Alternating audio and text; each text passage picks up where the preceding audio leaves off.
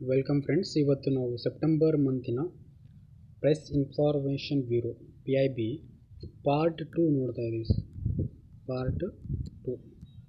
Part 1 ಈಗಾಗಲೇ ಮುಗಿಸಿದ್ದೀವಿ. ಯಾರು part 1 ನೋಡಿಲ್ಲ ಅದನ್ನು ಪಾರ್ಟ್ 1 ನೋಡಬೇಕು. ಪಾರ್ಟ್ 1 ನೋಡಿದ ಮೇಲೆ ನೆಕ್ಸ್ಟ್ ಅದು ಕಂಟಿನ್ಯೂಯೇಷನ್ ಭಾಗವಾಗಿ ಪಾರ್ಟ್ 2 ಅನ್ನು ನೋಡ್ತಾ ಇರ್ತೀವಿ. ಪಾರ್ಟ್ 2 ಅಲ್ಲಿ ನೆಕ್ಸ್ಟ್ ಇರುವಂತಹ ಕರೆಂಟ್ ಅಫೇರ್ಸ್ನ ಡಿಸ್ಕಸ್ ಮಾಡೋಣ. ಸೊ ಒಂದೊಂದಾಗಿ ನಾನು ಹೇಳ್ತಾ ಹೋಗ್ತೀನಿ. ಸೊ ಮೊಟ್ಟ ಮೊದಲನೇದಾಗಿ ಮಿಷನ್ ಕೋವಿಡ್ ಸುರಕ್ಷಾ ಅಂತ ಒಂದು program. So government of India ತಗೊಂಡು ಬಂದಿರುವಂತಹ ಒಂದು ಪ್ರೋಗ್ರಾಮ್ ಇದು. ಏನು ಮಿಷನ್ ಕೋವಿಡ್ ಸುರಕ್ಷಾ ಅನ್ನೋದು ಸೆಂಟ್ರಲ್ ಗೌರ್ಮೆಂಟ್ ತಗೊಂಡು ಬಂದಿರುವಂತಹ ಒಂದು ಪ್ರೋಗ್ರಾಮ್ ಆಗಿದೆ. ಯಾವುದಕ್ಕೆ ತಂದಿದ್ದಾರೆ ಅಂದರೆ ಕೋವಿಡ್ ವ್ಯಾಕ್ಸಿನೇಷನ್ ಡೆವಲಪ್ಮೆಂಟ್ ಮಾಡೋದು ಸಂಬಂಧ. ಯಾವುದು? ಕೋವಿಡ್ ವ್ಯಾಕ್ಸಿನೇಷನ್ ಡೆವಲಪ್ಮೆಂಟ್ ಮಾಡುವ ಸಂಬಂಧ ಮಿಷನ್ ಕೋವಿಡ್ ಸುರಕ್ಷಾ ಅನ್ನುವಂತಹ ಒಂದು ಯೋಜನೆಯನ್ನು ಕೇಂದ್ರ ಸರ್ಕಾರ ತಗೊಂಡ್ಬಂದಿದೆ. ಏನೇನು ಮಾಡುತ್ತದೆ ಅಂದರೆ which help the development process of the vaccine candidates. Vaccines ಅದು ಪ್ರೋಸೆಸ್ ಮ್ಯಾನುಫ್ಯಾಕ್ಚರಿಂಗ್ ಮಾಡುವಂತಹ ಒಂದು ಹಂತದಿಂದ ಅಂತಿಮವಾಗಿ ಅದು ಪೇಷಂಟ್ಸ್ಗೆ ತಲುಪುವವರೆಗೂ ಮ್ಯಾನುಫ್ಯಾಕ್ಚರಿಂಗ್ ಹಂತದಿಂದ ಪೇಷಂಟ್ಗೆ ಅದು ತಲುಪುವಂಥ ಹಂತದವರೆಗೂ ಹದ್ದಿನ ಕಣ್ಗಾವಲು ಇಟ್ಟಿರುತ್ತದೆ. ಹದ್ದಿನ ಕಣ್ಗಾವಲು ಅಂದರೆ ಯಾವುದೇ ರೀತಿಯಲ್ಲಿ ಏನೇ ಅಡೆತಡೆಗಳಾಗದೇ ಎಂಡ್ ಪೇಷಂಟಿಗೆ ಅದು ಪ್ರತಿಯೊಬ್ಬರು ಅದನ್ನು ಬಳಸಲಿಕ್ಕೆ ಆಗಿರಬೇಕು. ಯಾವುದೇ ಅಡೆತಡೆ ಆಗಲಾರ್ದೇ ರಿಮೋಟ್ ಏರಿಯಾದಲ್ಲಿರುವಂತಹ ಒಂದು ಗ್ರಾಮೀಣ ಪ್ರದೇಶದಲ್ಲಿರುವಂತಹ ಪೇಷಂಟ್ಗೂ ಪ್ರತಿಯೊಬ್ಬ ನಾಗರಿಕನಿಗೂ ಕೋವಿಡನ್ನು ಲಸಿಕೆ ತಲುಪಬೇಕು ಅಂತ ಮೇನ್ ಇದರ ಉದ್ದೇಶ ಆಗಿರುತ್ತದೆ. ಅದೇ ರೀತಿಯಾಗಿ ಅಫೋರ್ಡೇಬಲ್ ಪ್ರೈಸಸಲ್ಲಿ ಅಂದರೆ ಇದು ಒಂದು ಕೈಗೆಟುಕುವ ಬೆಲೆಯಲ್ಲಿ, ಇಂಥ ಬೆಲೆಯಲ್ಲಿ ಸಿಕ್ಕಿರಬೇಕು ಎಲ್ಲರಿಗೂ, ಸಾಮಾನ್ಯ ಜನರಿಗೂ ಕೂಡ ಕೈಗೆಟುಕುವ ಬೆಲೆಯಲ್ಲಿ ವ್ಯಾಕ್ಸಿನೇಷನ್ ಸಿಗುವಂತಾಗಿರಬೇಕು ಅಂತ ಇದು ಗುರಿಯನ್ನು ಹೊಂದಿರುತ್ತದೆ. ಸೊ ಈಗ ನೋಡಿದಾಗ ನ್ಯೂಸಲ್ಲಿ ಹಾಕಿದೆ ಅಂದರೆ government of India has announced the stimulus package. ಒಂದು ಆರ್ಥಿಕ ಚೇತರಿಕೆ ಅನ್ನೋ ಒಂದು ಪ್ಯಾಕೇಜನ್ನು ಘೋಷಣೆ ಮಾಡುತ್ತೆ. ಯಾವುದು? Bharat government of India. ಈ ಆರ್ಥಿಕ ಪ್ಯಾಕೇಜು ಯಾಕೆ ಮಾಡುತ್ತೆ ಅಂದರೆ ಹಣದುಬ್ಬರ ಆದಾಗ ಅಥವಾ ಅರ್ಥವ್ಯವಸ್ಥೆ ಯಾವುದೋ ಒಂದು ರೀತಿ ಹಿಂಜರಿತ ಆದಾಗ ಆರ್ಥಿಕ ವ್ಯವಸ್ಥೆಯನ್ನು ಪುನಶ್ಚೇತನಗೊಳಿಸಲು ಸ್ಟಿಮ್ಯುಲಸ್ ಅಂತ ಮಾಡುತ್ತೆ. ಆ ಸ್ಟಿಮ್ಯುಲಸ್ ಏನಕ್ಕೆ ಮಾಡುತ್ತೆ ಅಂದರೆ ಮತ್ತೆ ಆರ್ಥಿಕ ವ್ಯವಸ್ಥೆ ಪುನಶ್ಚೇತನಗೊಳ್ಳಿ ಅಂತ. ಇದೇ ಥರ ಫಿಸ್ಕಲ್ ಸ್ಟಿಮ್ಯುಲಸ್ ಅಂತ ಕೂಡ ಬರುತ್ತೆ. ಫಿಸ್ಕಲ್ ಸ್ಟಿಮ್ಯುಲಸ್ಸು, ಆಮೇಲೆ ಸ್ಟಿಮ್ಯುಲಸ್ ಪ್ಯಾಕೇಜಸ್ಸು, ಇವೆಲ್ಲ ಎಕಾನಮಿಯಲ್ಲಿ ಬರುವಂಥ ಟರ್ಮ್ಸ್. ಫಿಸ್ಕಲ್ ಸ್ಟಿಮ್ಯುಲಸ್ ಅಂದರೆ ಆರ್ಥಿಕ ವ್ಯವಸ್ಥೆಯನ್ನಾದರೂ ಹಿಂಜರಿತಾ ಇದ್ದರೆ ಅದನ್ನು ಪುನಶ್ಚೇತನಗೊಳಿಸಲು ವಿವಿಧ ರೀತಿಯ ಪ್ರೋಗ್ರಾಮ್ಸ್ಗಳನ್ನು ತೊಗೊಂಡ್ಬಂದು, ಫಾರ್ ಎಕ್ಸಾಂಪಲ್ MG ನರೇಗಾ, ಆಮೇಲೆ ಅಂತ್ಯೋದಯ ಅನ್ನ ಯೋಜನಾ, PDS, ಇವೆಲ್ಲ ವಿವಿಧ ರೀತಿಯ ಯೋಜನೆಗಳ ಮುಖಾಂತರ ಜನರಲ್ಲಿ ಹಣವನ್ನು ಒದಗಿಸಿಕೊಡುವುದು, ಇದೆಲ್ಲ ಮಾಡಿ ಜನರ ಹತ್ರ ದುಡ್ಡು ಒದಗಿಸುವಂತೆ ಮಾಡೋದು. ಇದೆಲ್ಲ ಮಾಡೋದು ಏನಕ್ಕೆ ಅಂದರೆ ಆರ್ಥಿಕ ಚೇತರಿಕೆ ತೊಗೊಂಬರಲು ಫಿಸ್ಕಲ್ ಸ್ಟಿಮ್ಯುಲಸನ್ನು ತರುತ್ತೆ.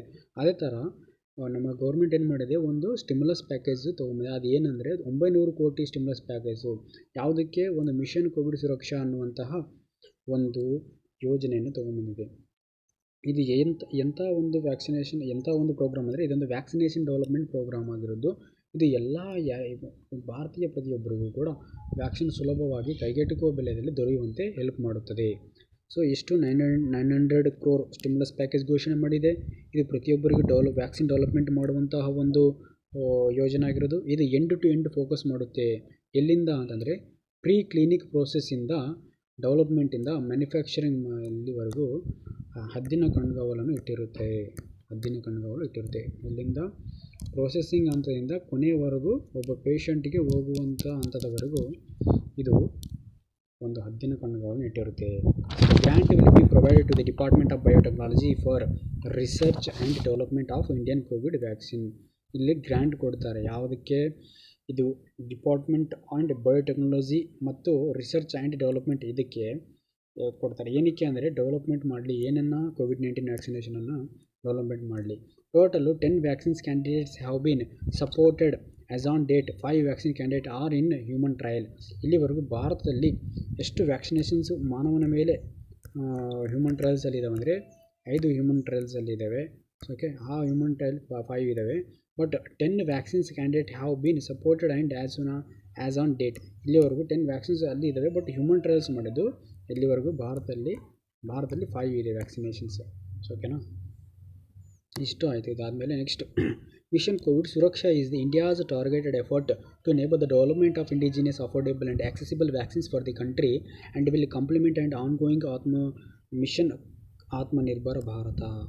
ಓಕೆ, ಇದು ಏನು ಮಾಡಿದ್ದಾರೆ ಅಂದರೆ ಆತ್ಮನಿರ್ಭರ ಭಾರತ ಅಂತ ಮೋದಿ ನಮ್ಮ ಕೇಂದ್ರ ಸರ್ಕಾರ ತೊಗೊಂಬಂದಿರುವಂಥ ಒಂದು ಅಭಿಯಾನದಡಿಯಲ್ಲಿ ಇದನ್ನು ಎಲ್ಲರಿಗೂ ಬಡ ರಾಷ್ಟ್ರಗಳಿಗೂ ವ್ಯಾಕ್ಸಿನೇಷನ್ ಉಚಿತವಾಗಿ ಕೊಡಲು ಮತ್ತು ಕೈಗೆಟುಕುವ ಬೆಲೆಗಳು ಬಡವರು ಕೂಡ ಕೈಗೆಟುಕುವ ಬೆಲೆಯಲ್ಲಿ ಇದನ್ನು ಪಡೆಯುವಂತಾಗಲಿ ಅಂತ ಇದನ್ನು ತೊಗೊಂಬಂದರು. ಯಾವ ಒಂದು ಅಡಿಯಲ್ಲಿ? ಆತ್ಮನಿರ್ಭರ ಭಾರತ ಒಂದು ಅಭಿಯಾನದ ಅಡಿಯಲ್ಲಿ ಇದನ್ನು ತೊಗೊಂಬಂದಿದ್ದಾರೆ. ಸೊ ಇದು the centre had announced this package during third economic stimulus. ಮೂರನೇ ಆರ್ಥಿಕ ಚೇತರಿಕೆ ಅಂತ ಮಾಡಿದೆ. ಒಂದನೇದು, ಎರಡನೇದು, ಆಮೇಲೆ ಅದಾದಮೇಲೆ ಮೂರನೇ ಥರ್ಡ್ ಎಕನಾಮಿಕ್ ಸ್ಟಿಮ್ಯುಲಸ್ ಅಂತ ಹೇಳಿದೆ. ಆಗಲೇ ಸ್ಟಿಮ್ಯುಲಸ್ ಅಂತ ಹೇಳಿದ್ದೀನಿ, ಅದರಲ್ಲಿ ಫಿಸ್ಕಲ್ ಸ್ಟಿಮ್ಯುಲಸ್ ಅಂದ್ರೆ ಕೂಡ ನೀವು ತಿಳ್ಕೊಂಡ್ರಿ. ಅದೇ ತರಹ ಮೂರನೇ ಆರ್ಥಿಕ ಚೇತರಿಕೆಯಂಥ ಸಂದರ್ಭದಲ್ಲಿ ಇದನ್ನು ಗೌರ್ಮೆಂಟ್ ಆಫ್ ಇಂಡಿಯಾ ಘೋಷಣೆ ಮಾಡಿದೆ.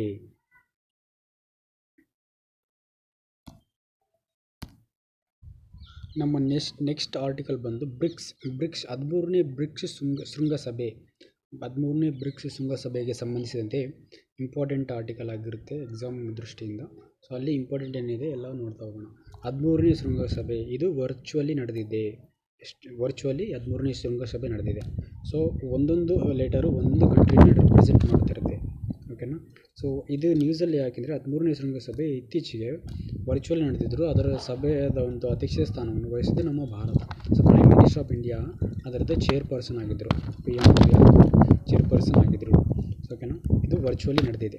ಸೊ ಇದು ಥೀಮ್ ಏನಾಗಿದೆ ಅಂತಂದರೆ ಬ್ರಿಕ್ಸ್ ಅಟ್ 15. ಥೀಮ್ ಏನಾಗಿದೆ? BRICS at 15 intra BRICS cooperation for continuity, consolidation and consensus ಅನ್ನೋದು ಇದರದ್ದು ಒಂದು ಥೀಮ್ ಆಗಿರುತ್ತೆ. ಓಕೆ, ಇಲ್ಲಿ ಕೆಲವೊಂದು ಘೋಷಣೆಗಳನ್ನು ಅಡಾಪ್ಟ್ ಮಾಡಿಕೊಂಡಿದ್ದಾರೆ. ಇತ್ತೀಚೆಗೆ ನಮಗೆ ಪ್ರೀವಿಯಸ್ ಎಕ್ಸಾಮಲ್ಲಿ PSI ಎಕ್ಸಾಮಲ್ಲಿ ಲಾಸ್ಟ್ ಟೈಮ್ ಆಗಿರುವಂಥ ಕೆಲವೊಂದು ಅಕಾರ್ಡ್ಗಳು, ಕೆಲವೊಂದು ಘೋಷಣೆಗಳನ್ನು ಯಾವ ಒಂದು ಸಭೆಯಲ್ಲಿ ಒಪ್ಕೊಂಡಿದ್ದಾರೆ ಅಂತ ಕೇಳಲ್ಪಟ್ಟಿದ್ರು. ಸೊ ಅದೇ ಥರ ಇಲ್ಲೂ ಕೂಡ ಕೆಲವೊಂದು ಆ್ಯಕ್ಷನ್ಸು, ಕೆಲವೊಂದು ಡಿಕ್ಲರೇಷನ್ಸು ಎಲ್ಲನೂ ಇದರಲ್ಲಿ ಕೂಡ ಅಡಾಪ್ಟ್ ಮಾಡ್ಕೊಂಡಿದ್ದಾರೆ. ಅವು ಯಾವ್ಯಾವ ಅಂತ ಒಂದೊಂದಾಗಿ ನೋಡ್ತಾ ಹೋಗೋಣ. ಓಕೆನಾ. ಈ ಮೊದಲನೇದಾಗಿ ಕೌಂಟರ್ ಟೆರರಿಸಮ್ ಆ್ಯಕ್ಷನ್ ಪ್ಲ್ಯಾನ್. ಯಾವ ಪ್ಲ್ಯಾನು? ಕೌಂಟರ್ ಟೆರರಿಸಮ್ ಆ್ಯಕ್ಷನ್ ಪ್ಲ್ಯಾನನ್ನು ಅಳವಡಿಸಿಕೊಂಡಿದೆ. ಯಾವುದು? ನಮ್ಮ BRICS. Counter terrorism action plan ಅಂದ್ರೇನು? ಅದರಲ್ಲಿ ಏನೇನು ಅಳವಡಿಸ್ಕೊಂಡಿದ್ದಾರೆ? ಯಾರು? ನಮ್ಮ ಬ್ರಿಕ್ಸ್ ಕಂಟ್ರೀಸ್ ಏನೇನು ಅಳವಡಿಸ್ಕೊಂಡಿದೆ ಅಂತಂದರೆ, ಸೊ ಇವು ಯಾವ ಕಡೆ towards area of counter terrorism cooperation. So counter terrorism ಅಂದರೆ ಭಯೋತ್ಪಾದನೆಯನ್ನು ನಿಗ್ರಹ ಮಾಡಲು ಕೆಲವೊಂದು ಕ್ರಮಗಳನ್ನು ಕೈಗೊಳ್ಳಬೇಕು ಅಂತ ಅಲ್ಲಿ ಡಿಸ್ಕಸ್ ಮಾಡಿದ್ದಾರೆ. ಯಾವುದರಲ್ಲಿ? ಬ್ರಿಕ್ಸ್ ಕೌಂಟರ್ ಟೆರರಿಸಮ್ ಆ್ಯಕ್ಷನ್ ಪ್ಲ್ಯಾನಲ್ಲಿ. ಸೊ ಇದರಲ್ಲಿ ಏನು ತೊಗೊಂಡಿದ್ದಾರೆ ಅಂದರೆ countering radicalisation and online terrorist threats. ಆನ್ಲೈನ್ನಲ್ಲಿ ಆಗಿರಬಹುದು, ಆಮೇಲೆ ಭ್ರಷ್ಟಾಚಾರ ಆನ್ಲೈನ್ನಲ್ಲಿ, ಆಮೇಲೆ ಇಲ್ಲಿ ನಮ್ಮ ಭಯೋತ್ಪಾದಕರು ಇವರಿಗೆ ಸಂಬಂಧಿಸಿದಂತೆ ಕೆಲವೊಂದು ನಿಷೇಧಗಳನ್ನು ಹೇರಲು, ಆಮೇಲೆ ಆನ್ಲೈನ್ ಆನ್ಲೈನ್ ಟೆರರಿಸ್ಟು ಇವೆಲ್ಲ ಒಂದು ದಾಳಿಗಳನ್ನು ಯಾವ ರೀತಿ ಸದೆಬಡಿಯಬೇಕು ಅಂತ ಈ ಒಂದು ಕೌಂಟರ್ ಟೆರರಿಸಮ್ ಆ್ಯಕ್ಷನ್ ಪ್ಲ್ಯಾನಲ್ಲಿ ಡಿಸ್ಕಸ್ ಮಾಡಲಾಗಿದೆ. ಅದರ ಜೊತೆಗೆ ಬಾರ್ಡರ್ ಮ್ಯಾನೇಜ್ಮೆಂಟು, ಗಡಿ ನಿರ್ವಹಣೆ ಯಾವ ಥರ ಮಾಡಬೇಕು, ಆಮೇಲೆ ಗುಪ್ತ ಮಾಹಿತಿ, ದೇಶದ ಯಾವುದೇ ಒಂದು ಇಂಟೆಲಿಜೆನ್ಸ್ ಗುಪ್ತ ಮಾಹಿತಿ ಬೇರೆ ಕಡೆ ಪೋಲಾಗದಂತೆ, ಬೇರೆ ಸ್ಪ್ಯಾಮರ್ಸ್ಗಳ ಕೈಯಲ್ಲಿ ಹೋಗದಂತೆ ಯಾವ ರೀತಿ ತಗೋಬೇಕು, ಇದೆಲ್ಲದನ್ನು ಈ ಒಂದು ಆ್ಯಕ್ಷನ್ ಪ್ಲ್ಯಾನಲ್ಲಿ ಡಿಸ್ಕಸ್ ಮಾಡಲಾಗಿದೆ. ಅದನ್ನು ಅಡಾಪ್ಟ್ ಮಾಡಿಕೊಂಡಿದ್ದು ಬ್ರಿಕ್ಸು. ಆ ಅಡಾಪ್ಟ್ ಮಾಡಿರುವಂಥ ಆ್ಯಕ್ಷನ್ ಪ್ಲ್ಯಾನ್ ಹೆಸರು ಕೌಂಟರ್ ಟೆರರಿಸಮ್ ಆ್ಯಕ್ಷನ್ ಪ್ಲ್ಯಾನ್ ಅಂತ ಆಗಿರುತ್ತೆ. ಸೊ ನೆಕ್ಸ್ಟ್ ಏನು ಮಾಡಿದ್ದಾರೆ ಅಂದರೆ, ಅವರು ಬ್ರಿಕ್ಸ್ ಡೆಲ್ಲಿ ಡಿಕ್ಲರೇಷನನ್ನು ಅಡಾಪ್ಟ್ ಮಾಡ್ಕೊಂಡಿದ್ದಾರೆ. ಸೊ ಕ್ವಶನ್ ಬರ್ಬೋದು, ಡೆಲ್ಲಿ ಡಿಕ್ಲರೇಷನನ್ನು ಈ ಕೆಳಗಿನ ಯಾವ ಒಂದು ಶೃಂಗಸಭೆಯಲ್ಲಿ ಅಡಾಪ್ಟ್ ಮಾಡಿಕೊಂಡಿದ್ದಾರೆ ಅಂತ ಕ್ವಶನ್ ಬರ್ಬೋದು. ಸೊ ಆವಾಗ ನಮ್ಮ ಆನ್ಸರ್ ಏನಾಗಿರಬೇಕು? ಬ್ರಿಕ್ಸ್ ಕಂಟ್ರೀಸ್ ಅಂತ ಆಗಿರಬೇಕು. ಫಾರ್ ಎಕ್ಸಾಂಪಲ್ಲು G7, ಆಮೇಲೆ G20 ಈ ಥರ ಎಲ್ಲ ಆಪ್ಷನಲ್ಲಿರುತ್ತೆ. ನಮ್ಮದು ಆನ್ಸರ್ ಬ್ರಿಕ್ಸ್ ಆಗಿರಬೇಕು. ಯಾಕಂದರೆ ಡೆಲ್ಲಿ ಡಿಕ್ಲರೇಷನ್ನು ಅಡಾಪ್ಟ್ ಮಾಡ್ಕೊಂಡಿದ್ದು ಯಾರು ಅಂತಂದರೆ ನಮ್ಮ ಬ್ರಿಕ್ಸ್ ಕಂಟ್ರೀಸು. ಅದರಲ್ಲಿ ಏನು ಡಿಸ್ಕಸ್ ಮಾಡಿದೆ ಅಂತಂದರೆ, the declaration called for reforms of principal organs of United Nations. ವಿಶ್ವಸಂಸ್ಥೆಯ ಏನು ಅಂಗಸಂಸ್ಥೆಗಳಿದಾವಲ್ಲ ಅವುಗಳ ಒಂದು ಸುಧಾರಣೆ ಆಗಬೇಕು. ಯಾವುದರ ಜೊತೆಗೆ ಭದ್ರತಾ ಮಂಡಳಿಯ ಜೊತೆಗೆ ಇವುಗಳ ಒಂದು ದೇಶಗಳ ಸುಧಾರಣೆ ಆಗಬೇಕು. ಒಂದನೇ ಪಾಯಿಂಟ್ ಆಯಿತು. ಇದರ ಜೊತೆಗೆ it is the first time that BRICS has taken a collective position on strengthening and reforming multilateral system.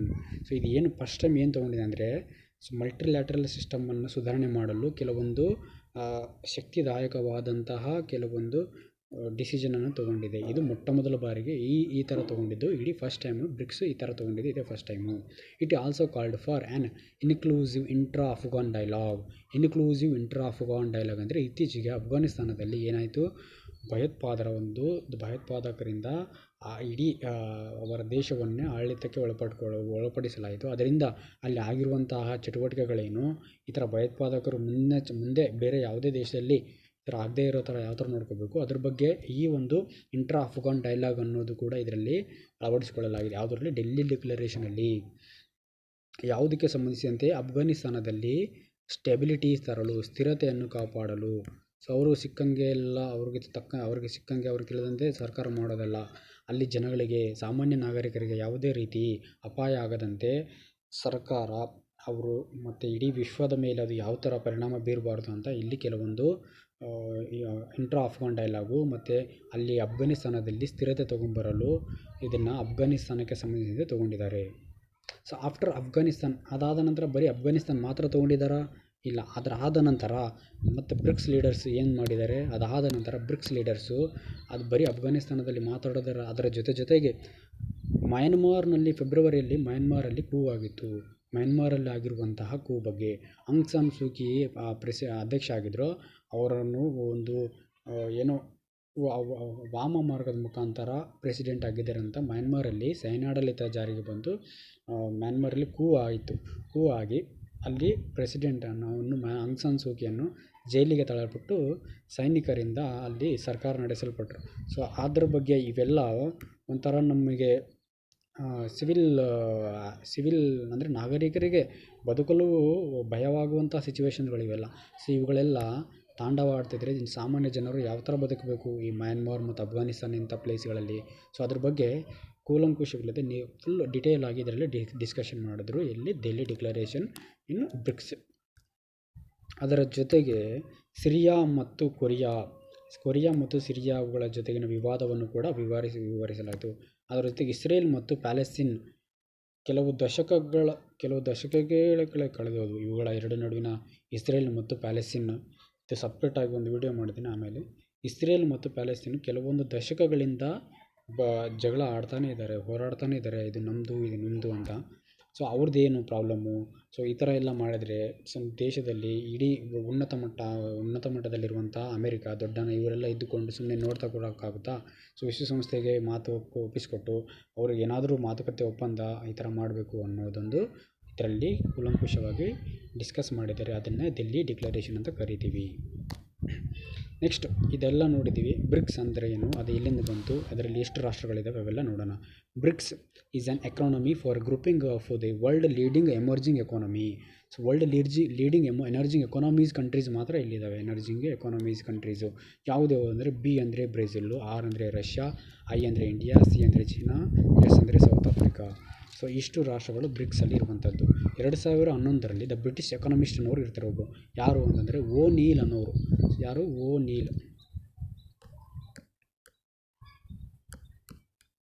Neel ಅನ್ನುವಂತಹ ಒಬ್ಬರು ಬ್ರಿಟಿಷ್ ಎಕಾನಮಿಸ್ಟ್. ಸೊ ಅವ್ರೇನು ಮಾಡಿದ್ರು ಅಂದರೆ ಬ್ರಿಕ್ ಅನ್ನೋ ಒಂದು ಶಬ್ದವನ್ನು ತೊಗೊಂಬಂದರು. ಯಾವ ಶಬ್ದ? BRIC BRIC.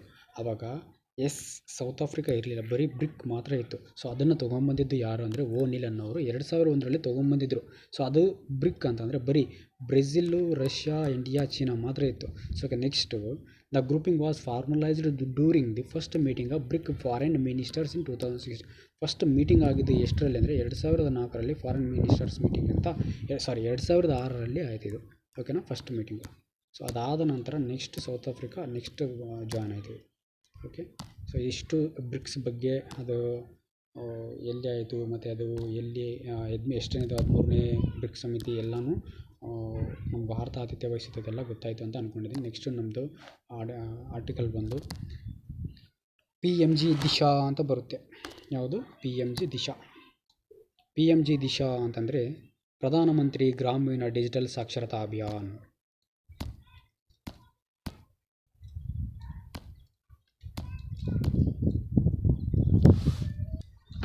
ಪ್ರಧಾನಮಂತ್ರಿ ಗ್ರಾಮೀಣ ಡಿಜಿಟಲ್ ಸಾಕ್ಷರತಾ ಅಭಿಯಾನ ಇದು ಯಾವ ಒಂದು ಸಚಿವಾಲಯದಡಿಯಲ್ಲಿ ಇದನ್ನು ತೊಗೊಂಬಂದಿದ್ದಾರೆ ಅಂತ ಕ್ವಶನ್ ಬರ್ಬೋದು. ಅದಕ್ಕಾಗಿ ನಮಗೆ ಮೀಟಿ ಅಂತ ಕರಿತೀವಿ, ಶಾರ್ಟಾಗಿ ಮೀಟಿ ಅಂತಂದರೆ ministry of electronics and information technology ಅಂತ. Government of India ministry of electronics and information technology ಒಂದು ಸಚಿವಾಲಯದ ಅಡಿಯಲ್ಲಿ ಪ್ರಧಾನಮಂತ್ರಿ ಗ್ರಾಮೀಣ ಡಿಜಿಟಲ್ ಸಾಕ್ಷರತಾ ಅಭಿಯಾನ ಇದನ್ನು ತೊಗೊಂಬಂದರು.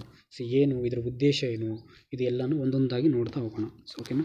ಇದು ಯಾವ ಒಂದು ಕೇಂದ್ರ ಸರ್ಕಾರದ ಯಾವ ಒಂದು ಭಾಗವಾಗಿ ಬಂದಿದೆ ಅಂತಂದರೆ ಕೇಂದ್ರ ಸರ್ಕಾರದ ಮಹೋನ್ನತ ಪ್ರೋಗ್ರಾಮ್ ಆಗಿರುವಂಥ ಡಿಜಿಟಲ್ ಇಂಡಿಯಾದ ಒಂದು ಭಾಗವಾಗಿದೆ.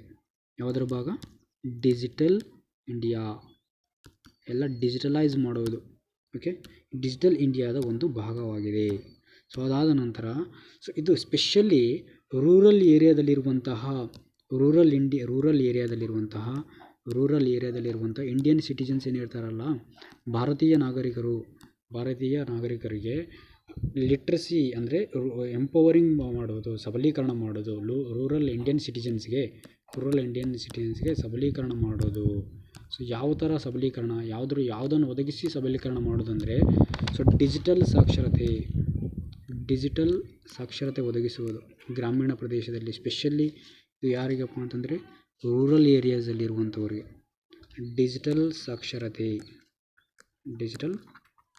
ಸಾಕ್ಷರತೆ ಒದಗಿಸಿ ಪ್ರತಿಯೊಬ್ಬರಿಗೂ ಡಿಜಿಟಲ್ ಡಿವೈಸನ್ನು ಯಾವ ಥರ ಬಳಸಬೇಕು, ಆಮೇಲೆ ಡಿಜಿಟಲ್ ಸಾಕ್ಷರತೆ ಅಂದರೆ ಏನು, ಡಿಜಿಟಲ್ ಲಿಟ್ರಸಿನ ಯಾವ ಥರ ರಿಡಿಫೈನ್ ಮಾಡಬೇಕು, ಎಲ್ಲದನ್ನು ಸ್ಪೆಷಲಿ ರೂರಲ್ ಇಂಡಿಯನ್ ಸಿಟಿಜನ್ಸ್ ಏನಿರ್ತಾರಲ್ಲ ಅವ್ರನ್ನ ಟಾರ್ಗೆಟ್ ಮಾಡಿ ಅವ್ರನ್ನ ಸಬಲರನ್ನಾಗಿ ಮಾಡುವುದು ಯಾವುದಕ್ಕೆ ಸಂಬಂಧಿಸಿದಂತೆ ಈ ಒಂದು ಪ್ರಧಾನಮಂತ್ರಿ ಗ್ರಾಮೀಣ ಡಿಜಿಟಲ್ ಸಾಕ್ಷರತಾ ಅಭಿಯಾನದಡಿಯಲ್ಲಿ ಇವರಿಗೆಲ್ಲ ಒಂದು ಶಿಕ್ಷಣ ಒದಗಿಸಿಕೊಡುವುದು ಯಾವುದಕ್ಕೆ ಸಂಬಂಧಿಸಿದಂತೆ ಡಿಜಿಟಲ್ ಸಾಕ್ಷರತೆಗೆ ಸಂಬಂಧಿಸಿದಂತೆ. ಸೊ ಇಲ್ಲಿವರೆಗೂ ಎಷ್ಟು ಜನ ಇದರದ್ದು ಬೆನಿಫಿಟ್ ಪಡೆದಿದ್ದಾರೆ, ಎಷ್ಟು ಜನ ಇದರದ್ದು ಬೆನಿಫಿಟ್ ತೊಗೊಳ್ಬೇಕು ಅಂತ ಏನು ಮಾಡಿದೆ ಅಂದರೆ PMG ದಿಶಾ ಸ್ಕೀಮ್ ಏನು ಮಾಡಿದೆ ಅಂದರೆ aims to benefit 6 crore citizens, 6 ಕೋಟಿ ಭಾರತೀಯ ನಾಗರಿಕರಿಗೆ ಇದರದ್ದು ಒಂದು ಸೌಲಭ್ಯ ಒದಗಿಸಿಕೊಡಬೇಕು ಅಂತ ಒಂದು ಗುರಿಯನ್ನು ಹಾಕಿಕೊಂಡಿದೆ. ಯಾವುದಕ್ಕೆ? To become digitally literate. ಯಾರಿಗೂ ಇವರೆಲ್ಲ ನಮ್ಮ ಹಿರಿಯರು ಇಲ್ಲಿ ಕುಂತಿದ್ದಾರೆ, ಇಲ್ಲಿ ಊರಲ್ಲಿ ಗ್ರಾಮೀಣ ಪ್ರದೇಶದಲ್ಲಿ, ಅವರಿಗೆ ಲ್ಯಾಪ್ಟಾಪನ್ನು ಕೊಟ್ಟರು ಅಥವಾ ಯಾವುದಾದ್ರೂ ಫೋನ್ ಆದರೂ ಏನಾದರೂ ಒತ್ತಲಿಕ್ಕೆ ಕೊಟ್ಟರೆ ಅವ್ರಿಗೆ ಏನಪ್ಪ ಗೊತ್ತಿಲ್ಲ ಅಂತ ಕೇಳ್ತಿರ್ತಾರೆ. ಯಾವುದಾದ್ರೂ ಪ್ರಾಬ್ಲಮ್ ಆದರೆ ನಮಗೆ ಬಂತು ಅಂತಂದು ಕೊಡ್ತಿರ್ತಾರೆ. ಸೊ ಅವರಿಗೆ ಏನಾಗಿದೆ ಅಂದರೆ ಅವರು ಲಿಟ್ರಸಿ ಅಷ್ಟೊಂದು ಗೊತ್ತಿಲ್ಲ ಇವರೆಲ್ಲರಿಗೂ. ಸೊ ಇವರಿಗೆ ಈ ಲ್ಯಾಪ್ಟಾಪ್ ಯಾವ ಥರ ಯೂಸ್ ಮಾಡಬೇಕು ಮತ್ತು ಫೋನ್ ಯಾವ ಥರ ಮಾಡಬೇಕು, ಇದು ಯಾರಿಗೂ ಡಿಜಿಟಲಿ ಇವರಿಗೆ ಯಾವುದೇ ಜ್ಞಾನ ಇಲ್ಲ. ಸೊ ಅದಕ್ಕಾಗಿ ಇವ್ರನ್ನ ದೃಷ್ಟಿಯಲ್ಲಿ ಇಟ್ಕೊಂಡು ಇವ್ರಿಗೇನು ಮಾಡಬೇಕು, ಡಿಜಿಟಲ್ ಸಾಕ್ಷರತೆಯನ್ನು ಒದಗಿಸಿಕೊಡಬೇಕು. ಸೊ ಅದರ ಸಂಬಂಧ ಈ ಒಂದು ಪ್ರಧಾನಮಂತ್ರಿ ಗ್ರಾಮೀಣ ಡಿಜಿಟಲ್ ಸಾಕ್ಷರತಾ ಅಭಿಯಾನವನ್ನು ಕೇಂದ್ರ ಸರ್ಕಾರ ತಂದಿದ್ದು. ಅದು ಏನು ಗುರಿ ಹಾಕಿಕೊಂಡಿದೆ ಅಂದರೆ 600 ಕೋಟಿ ನಾಗರಿಕರಿಗೆ ಇದನ್ನು ಗುರಿಯನ್ನು ತಲುಪಿಸುವಂತೆ ಮಾಡಬೇಕು. ಮತ್ತು ಏನು ಉದ್ದೇಶ ಅಂದರೆ ಡಿಜಿಟಲ್ ಲಿಟರೇಟ್ ಮಾಡಬೇಕು ಈ ಒಂದು ಹಿರಿಯ ನಾಗರಿಕರಿಗೆ, ಸ್ಪೆಷಲಿ ಇನ್ನು ಗ್ರಾಮೀಣ ಪ್ರದೇಶದಲ್ಲಿರುವಂಥ ಹಿರಿಯರಿಗೆ. ಸೊ ಅದೇ ರೀತಿ ಟ್ರೈನಿಂಗ್ ಸೆಂಟರ್ಗಳನ್ನು ಮಾಡಿದ್ದಾರೆ. ಎಷ್ಟು ಟ್ರೈನಿಂಗ್ ಸೆಂಟರ್ಗಳನ್ನು ಮಾಡಿದ್ದಾರೆ ಅಂತಂದರೆ ಇಲ್ಲಿವರೆಗೂ 3,79,921. ನೆಕ್ಸ್ಟು ಟ್ರೈನಿಂಗ್ ಕಂಪ್ಲೀಟೆಡ್ ಆಗಿದೆ ಆಲ್ರೆಡಿ 4.18 ಕೋಟಿ. ಅದಾದ ನಂತರ ಎಷ್ಟು ಜನ ಕ್ಯಾಂಡಿಡೇಟ್ಗಳು ರಿಜಿಸ್ಟರ್ ಆಗಿದ್ದಾರೆ, ನೋಂದಣಿ ಮಾಡಿಕೊಂಡಿದ್ದಾರೆ? 4.98 ಕೋಟಿ. ಅದೇ ಥರ ಎಷ್ಟು ವಿದ್ಯಾರ್ಥಿಗಳು ಸರ್ಟಿಫೈಡ್ ಆಗಿದ್ದಾರೆ, ಇದರಲ್ಲಿ ಆಲ್ರೆಡಿ ಪಾಸ್ ಆಗಿದ್ದಾರೆ ಅಂತಂದರೆ ಸರ್ಟಿಫೈಡ್ ಆಗಿರುವಂತಹ ಒಂದು ವಿದ್ಯಾರ್ಥಿಗಳ ಸಂಖ್ಯೆ 3.8 crore. ಸೊ ಈ PMG ದಿಶಾ ಈ PMG ದಿಶಾವನ್ನು ಪಡಿಬೇಕಂದ್ರೆ ಏಜ್ ಗ್ರೂಪು ಒಂದು ಅರ್ಹತೆ ಎಷ್ಟಿರಬೇಕು, ಓಕೆನಾ, ವಯಸ್ಸು ಎಷ್ಟಿರಬೇಕು ಅಂತಂದರೆ age group should be 14 to 60 ಇಯರ್ಸ್ವರೆಗೂ ಇರಬೇಕು ಮಿನಿಮಮ್. ಓಕೆ, 14 16 ವರ್ಷ ಇರಬೇಕು ಈ ಒಂದು ಸೌಲಭ್ಯ ಪಡಿಬೇಕಂದ್ರೆ. ಸೊ ಇದನ್ನು ಯಾರು ಟಾರ್ಗೆಟ್ ಮಾಡ್ತಂದರೆ ಇಲ್ಲಿ ಹಿರಿಯ ನಾಗರಿಕರು, ನಾನ್ ಸ್ಮಾರ್ಟ್ ಫೋನ್ ಯೂಸರ್ಸ್ ಅಲ್ಲ ಇವ್ರು. ಎಲ್ಲರೂ ವಾಟ್ಸಪ್ಪು ಫೇಸ್ಬುಕ್ ಯೂಸ್ ಮಾಡೋರು ಅಂಥವರೆಲ್ಲ ಇವರೆಲ್ಲ. ಸೊ ಇವರು ಸ್ಪೆಷಲಿ ಪ್ರಯಾರಿಟಿ ಯಾರಿಗೆ ಕೊಡ್ತಾರೆ ಈ ಒಂದು ಯೋಜನೆಯಲ್ಲಿ? ಸ್ಮಾರ್ಟ್ಫೋನನ್ನು ಯಾರು ಬಳಸಲ್ವೋ ಅವರು, ಮತ್ತು ನೆಕ್ಸ್ಟ್ ಅಂತ್ಯೋದಯ ಹೌಸ್ ಹೋಲ್ಡ್ಸ್ ಇರ್ತಾರಲ್ಲ ಅವರು, ನೆಕ್ಸ್ಟ್ ಕಾಲೇಜಿಂದ ಡ್ರಾಪ್ಔಟ್ ಆಗಿರುವಂತಹ ವಿದ್ಯಾರ್ಥಿಗಳು, ಆಮೇಲೆ ಡಿಜಿಟಲಿ ಯಾರು ಅದರ ಬಗ್ಗೆ ಮಾಹಿತಿನೇ ಇಲ್ಲ, ನನಗೆ ಫೋನ್ ಹತ್ತಲಿಕ್ಕೆ ಬರಲ್ಲ ಅಂಥದ್ದವ್ರಿಗೆ ಇದನ್ನೆಲ್ಲ ಒದಗಿಸ್ಕೊಡ್ತಿರ್ತಾರೆ. ಸೊ ಅದಾದ ನಂತರ ನಮ್ಮ ನೆಕ್ಸ್ಟ್ ಆರ್ಟಿಕಲ್ ಬಂದು PLI ಸ್ಕೀಮ್ ಅಂತ ಬರುತ್ತೆ. PLI ಸ್ಕೀಮ್ ಅಂದರೆ production linked incentive scheme. Production linked incentive scheme ಅಂದರೆ ಏನು? ಒಂದು ಸಿಂಪಲ್ಲಾಗಿ ಹೇಳ್ಬೇಕಂದ್ರೆ ಇಲ್ಲಿ ಗೌರ್ಮೆಂಟ್ ಆಫ್ ಇಂಡಿಯಾ ಇರುತ್ತೆ. ಗೌರ್ಮೆಂಟ್ ಆಫ್ ಇಂಡಿಯಾ ಇದೇನು ಮಾಡುತ್ತೆ ಅಂದರೆ ಭಾರತದಲ್ಲಿ ಕೆಲವೊಂದು ಸಣ್ಣ ಉದ್ದಿಮೆಗಾರರು ಇರ್ತಾರೆ, ಸಣ್ಣ ಉದ್ದಿಮೆದಾರರು. ಸೊ ಅವ್ರನ್ನ ಬೂಸ್ಟ್ ಮಾಡಬೇಕು ಅಂತ ಒಂದು ಪ್ಲ್ಯಾನ್ ಇರುತ್ತೆ. ಅವ್ರನ್ನ ಬೂಸ್ಟ್ ಮಾಡಬೇಕು, ಹೇಗಾದರೂ ಮಾಡಿ ಇವ್ರನ್ನ ಬೂಸ್ಟ್ ಮಾಡಿದ್ರೆ ನಮ್ಮ ಭಾರತ ದೇಶದಲ್ಲಿರುವಂತಹ ಒಂದು ಉತ್ಪಾದನೆ ಜಾಸ್ತಿ ಆಗುತ್ತೆ. ನಮ್ಮ ಭಾರತ ದೇಶದಲ್ಲಿರುವಂಥ ಉತ್ಪಾದನೆ ಜಾಸ್ತಿ ಆದರೆ ನಮಗೆ ಎಕ್ಸ್ಪೋರ್ಟು ಮತ್ತು ಎಕ್ಸ್ಪೋರ್ಟ್ ಮಾಡೋದು ಜಾಸ್ತಿ ಆಗುತ್ತೆ, ಇಂಪೋರ್ಟ್ ಮಾಡೋದು ಕಡಿಮೆ ಆಗುತ್ತೆ. ಬೇರೆ ದೇಶದ ಮೇಲೆ ಅವಲಂಬನೆ ಆಗೋದು ಕಡಿಮೆ ಆಗುತ್ತೆ. ಬೇರೆ ದೇಶ ಮೇಲೆ ಅವಲಂಬನೆ ಯಾವಾಗ ಕಡಿಮೆ ಆಗುತ್ತೆ ಅಂದರೆ ನಮ್ಮ ದೇಶದಲ್ಲಿ ನಮ್ಮದೇ ಆಗಿರುವಂಥ ಸ್ವದೇಶಿಯರೇ ಆಗಿರುವಂಥ ಅವರೇ ಜಾಸ್ತಿ ಉತ್ಪಾದನೆ ಮಾಡಬೇಕು. ಜಾಸ್ತಿ ಉತ್ಪಾದನೆ ಮಾಡೋದ್ರಿಂದ ಏನು ಬೆನಿಫಿಟ್ ಅಂದರೆ ನಮಗೆ ಬೆನಿಫಿಟ್ಸು, ಇನ್ಕಮ್ಮು ನಮಗೆ ಬರುತ್ತೆ, ಬೇರೆ ದೇಶಕ್ಕೆ ಪೋಲಾಗದಂತೆ ಮತ್ತು ನಮ್ಮ ದೇಶನೇ ಅಭಿವೃದ್ಧಿ ಆಗೋಕ್ಕೆ ಒಂದು ಕಡೆಯಿಂದ ಇದು ಸಹಾಯ ಮಾಡುತ್ತೆ. ಸೊ ಹಾಗಾಗಿ ಇವರೇನು ಮಾಡಿದರೆ ಗೌರ್ಮೆಂಟ್ ಅವರು ಕೆಲವೊಂದು ಇನ್ಸೆಂಟಿವ್ಸ್ ಕೊಟ್ಟಿದ್ದಾರೆ. ಇದರಲ್ಲಿ ಕೆಲವೊಂದು ಕೈಗಾರಿಕೆಗಳನ್ನು ಟಾರ್ಗೆಟ್ ಮಾಡಿ ಇನ್ನೂ ಆ್ಯಡ್ ಮಾಡ್ತಿದ್ದಾರೆ, ಕೆಲವೊಂದು ಕೈಗಾರಿಕಾ ವಲಯಗಳನ್ನು ಆ್ಯಡ್ ಮಾಡ್ತಿದ್ದಾರೆ. ಬಟ್ ಸ್ಪೆಷಲಿ ಕೆಲವೊಂದು ಕೈಗಾರಿಕೆಗಳನ್ನು ಟಾರ್ಗೆಟ್ ಮಾಡಿ ನೀವು ಇಂತಿಷ್ಟು ಮಾಡಿದರೆ ನಿಮಗೆ ಇಂತಿಷ್ಟು ಇನ್ಸೆಂಟಿವ್ಸ್ ಕೊಡ್ತೀವಿ. ಫಾರ್ ಎಕ್ಸಾಂಪಲ್, ಒಬ್ಬ ವ್ಯಕ್ತಿ ಇಲ್ಲಿ ಕಂಪನಿಯಲ್ಲಿ ಮಾಡ್ತಿದ್ರೆ ಅವನಿಗೆ ಮಂತ್ಲಿ 10K 10,000 ಸ್ಯಾಲ್ರಿ ಇರುತ್ತೆ. ಅವನಿಗೆ 10,000 ಸ್ಯಾಲ್ರಿಯಲ್ಲಿ ಸ್ವಲ್ಪ ಕೆಲಸ ಚೆನ್ನಾಗಿ ಮಾಡಿದೆ ಅಂತಂದರೆ ಎಂಡ್ ಆಫ್ ದ ಇಯರು ದೀಪಾವಳಿಗೋ ಅಥವಾ ದಸರಾಗೋ 3,000 ಅಥವಾ 4,000 ಎಕ್ಸ್ಟ್ರಾ ಇನ್ಸೆಂಟಿವ್ ಆಗಿ ಕೊಟ್ಟರೆ ನೆಕ್ಸ್ಟ್ ಇಯರ್ ಅವನೇನು ಮಾಡ್ತಾನೆ, ಇನ್ನೂ ಸ್ವಲ್ಪ ಚೆನ್ನಾಗಿ ಮಾಡ್ತಾನೆ. ಇನ್ನೂ ಸ್ವಲ್ಪ ಚೆನ್ನಾಗಿ ಮಾಡೋದ್ರಿಂದ ಅವನಿಗೆ ಖುಷಿಪಟ್ಟು, ಯಾಕಂದರೆ 3K ಇನ್ಸೆಂಟಿವ್ ಬಂದಿತ್ತು, ಅವನು ಖುಷಿಪಟ್ಟು ಇಲ್ಲಿ 10,000 ಎಷ್ಟು ತಗೋತದೆ ಅಷ್ಟು ಮಾತ್ರ ಸ್ಯಾಲರಿಗೆ ತಕ್ಕಂತೆಯೇ ಮಾಡ್ತಿದ್ದ ಕೆಲಸ. ಬಟ್ ಇಲ್ಲಿ ಸ್ವಲ್ಪ ಖುಷಿ ಆಯಿತು, ನಮ್ಮ ಕಂಪ್ನಿಯವರು ನನಗೆ ಇಷ್ಟು ಕೊಟ್ರಲ್ಲ ಅಂತ ಅವನು 15K ಅಷ್ಟು ಕೆಲಸ ಮಾಡಿರ್ತಾನೆ ಖುಷೀಲಿ. ಬಟ್ ಇಲ್ಲಿ ಕಂಪನಿಗೆ 2K ಬೆನಿಫಿಟ್ ಆಗಿರುತ್ತೆ. ಸೊ ಆ ಥರ ಇಲ್ಲಿ ಅವರು ಖುಷಿ ಪಡಿಸ್ಬೇಕು, ಯಾಕಂದರೆ ಪ್ರೊಡಕ್ಷನ್ ಇನ್ಕ್ರೀಸ್ ಆಗಬೇಕು. ಯಾವಾಗ ಪ್ರೊಡಕ್ಷನ್ ಇಂಡಿಜಿನಿಯಸ್ಲಿ ಸ್ವದೇಶಿಯಾಗಿ ಇನ್ಕ್ರೀಸ್ ಆದರೆ ವಿದೇಶಗಳ ಮೇಲೆ ಅವಲಂಬನೆ ಕಡಿಮೆ ಆಗುತ್ತೆ, ಇಂಪೋರ್ಟ್ ಅಂದರೆ ಆಮದು ಮಾಡಿಕೊಳ್ಳೋದು ಕಡಿಮೆ ಆಗುತ್ತೆ. ಆ ಒಂದು ನಿಟ್ಟಿನಲ್ಲಿ ಈ ಒಂದು ಸ್ಕೀಮ್ ತೊಗೊಂಬಂದಿದ್ದಾರೆ. ಅದನ್ನು ನಾವು ಪ್ರೊಡಕ್ಷನ್ ಲಿಂಕ್ಡ್ ಇನ್ಸೆಂಟಿವ್ ಸ್ಕೀಮ್ ಅಂತ ಕರಿತೀವಿ. ಆ ಒಂದು ಕಾಂಟೆಕ್ಸ್ಟಲ್ಲಿ ಏನೇನು ನೋಡಿದೆ ಅಂದರೆ government is considering an extension of the production linked incentive scheme. ಅಂದರೆ 7 to 8 more ಸೆಕ್ಟಾರ್ಸ್ promote domestic manufacturing. ಮೊದಲು ಆಲ್ರೆಡಿ ಕೆಲವೊಂದು ಇದ್ದವು ಇದರಲ್ಲಿ, ಅದರ ಜೊತೆಗೆ ಇನ್ನು 7 to 8 ಸೆಕ್ಟಾರ್ಸ್ಗಳನ್ನು ಇದರಲ್ಲಿ ಆ್ಯಡ್ ಮಾಡಿಕೊಂಡ್ರು. ಯಾಕೆಂದರೆ ಇವನ್ನೆಲ್ಲ ಇನ್ಕ್ರೀಸ್ ಮಾಡೋದಕ್ಕೆ, ಇನ್ಸೆಂಟಿವ್ ಕೊಡೋದಕ್ಕೆ ಇದರಲ್ಲಿ.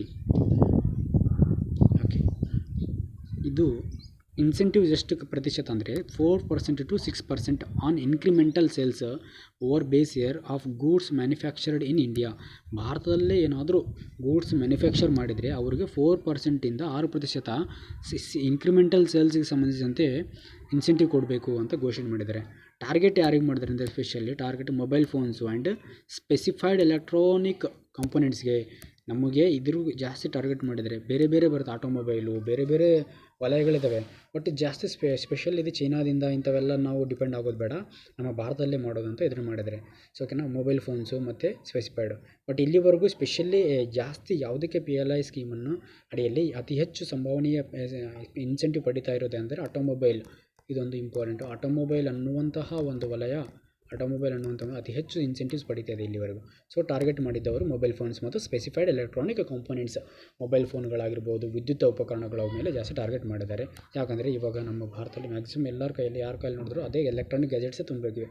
ಸೊ ಅದರಿಂದ ನಮಗೆ ಇನ್ಕಮ್ ಜಾಸ್ತಿ ಬರುತ್ತೆ, ಬೇರೆ ದೇಶದ ಮೇಲೆ ಡಿಪೆಂಡ್ ಆಗೋದು ಕಡಿಮೆ ಆಗುತ್ತೆ. ನೆಕ್ಸ್ಟು ಯಾರು ಅರ್ಹರು ಯಾರಿದ್ದಾರೆ, ಇದರಲ್ಲಿ ಎಲಿಜಿಬಿಲಿಟಿ ಯಾರ್ಯಾರಿಗಿದೆ ಅಂತಂದರೆ ಇದರಲ್ಲಿ subject to threshold of incremental investment and incremental sales of manufactured goods.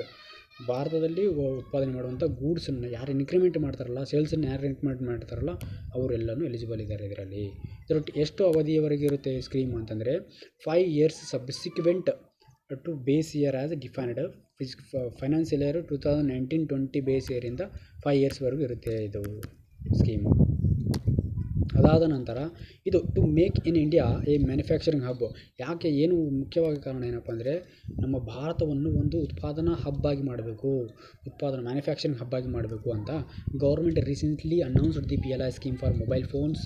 ಯಾರ್ಯಾರಿಗೆ ಮಾಡಿದರೆ ಮೊಬೈಲ್ ಫೋನ್ಗಳಿಗೆ ಮತ್ತು ವೈದ್ಯಕೀಯ ಫಾರ್ಮಾ ಪ್ರಾಡಕ್ಟ್ಸ್ಗಳಿಗೆ ಮತ್ತು ಮೆಡಿಕಲ್ ಪ್ರಾಡಕ್ಟ್ ಇಕ್ವಿಪ್ಮೆಂಟ್ ಸೆಕ್ಟರ್ಸ್ಗಳಿಗೆ. ಇವೆಲ್ಲನೂ ಇನ್ನೂ ತುಂಬ ಇವೆಲ್ಲದಕ್ಕೂ ಇವೆಲ್ಲ ಇನ್ಸೆಂಟಿವ್ ಕೊಡಬೇಕು ಅಂತ PLI ಸ್ಕೀಮು ರೀಸೆಂಟ್ಲಿ ನಮ್ಮ ಗೌರ್ಮೆಂಟ್ ಆಫ್ ಇಂಡಿಯಾ ಇದೊಂದು ಭಾರತವನ್ನು ಮ್ಯಾನುಫ್ಯಾಕ್ಚರಿಂಗ್ ಹಬ್ ಆಗಿ ಮಾಡಬೇಕಂತ ಮಾಡಿತು. So next notified on April 1 as a part of national policy on electronics. April 1 ಭಾರತ ಸರ್ಕಾರ ಅಂತ ನೋಟಿಫೈ ಮಾಡಿತಂದರೆ ನ್ಯಾಷನಲ್ ಪಾಲಿಸಿ ಆನ್ ಎಲೆಕ್ಟ್ರಾನಿಕ್ಸ್ ಅಂತ ನೋಟಿಫೈ ಮಾಡ್ತಾ ಇದು ಡೇಟ್ ಒಂದು important. So it proposes a financial incentive to boost domestic manufacturing. ಹಣಕಾಸಿನ incentive ಕೊಡ್ತಾರೆ. ಸೊ 10K ಇತ್ತು, ಅದರಲ್ಲಿ ಪ್ಲಸ್ 3K ಅವರಿಗೆ ಇನ್ಸೆಂಟಿವ್ ಬರ್ತಾ ಇದೆ ಅಂದರೆ ಎಲ್ಲ ಕಸ್ಟಮರ್ಗೆ ಅಥವಾ ಉತ್ಪಾದನೆ ಮಾಡೋರಿಗೆ ಹ್ಯಾಪಿ ಮಾಡಿ ನೆಕ್ಸ್ಟ್ ಟೈಮು 20K ಉತ್ಪಾದನೆ ಮಾಡ್ಬೋದು ಭಾರತದಲ್ಲೇ. ಸೊ ಡೊಮೆಸ್ಟಿಕ್ ಪ್ರೊಡಕ್ಷನ್ ಜಾಸ್ತಿ ಮಾಡೋ ಸಂಬಂಧ ಅವರಿಗೆ ಒಂಥರ ಉತ್ತೇಜನ ಕೊಡ್ತಾ ಇದೆ. ಡೈರೆಕ್ಟ್ಲಿ ಗೌರ್ಮೆಂಟ್ ಅವ್ರಿಗೆ ಉತ್ತೇಜನ ಮಾಡ್ತಿದೆ, ಭಾರತದಲ್ಲೇ ಉತ್ಪಾದನೆ ಮಾಡಿರಿ ಅಂತ. ಫಾರ್ ಡೊಮೆಸ್ಟಿಕ್ ಮ್ಯಾನುಫ್ಯಾಕ್ಚರಿಂಗ್ ಇನ್ಕ್ರೀಸ್ ಮಾಡಿರಿ. ನೆಕ್ಸ್ಟು ವಿದೇಶಿ ಹೂಡಿಕೆಯನ್ನು ಅಟ್ರಾಕ್ಟ್ ಲಾರ್ಜ್ ಇನ್ವೆಸ್ಟ್ಮೆಂಟ್ ಇನ್ ಯಾವುದರಲ್ಲಿ, ಸ್ಪೆಷಲಿ ಎಲೆಕ್ಟ್ರಾನಿಕ್ಸ್ ವ್ಯಾಲ್ಯೂ ಚೈನಲ್ಲಿ ಜಾಸ್ತಿ ಹೂಡಿಕೆ ಸೆಳೆತ ಮಾಡಿ ಅನ್ನೋ ಒಂದು ದೃಷ್ಟಿಕೋನದಿಂದ ಇದನ್ನು ಮಾಡಿದ್ದಾರೆ.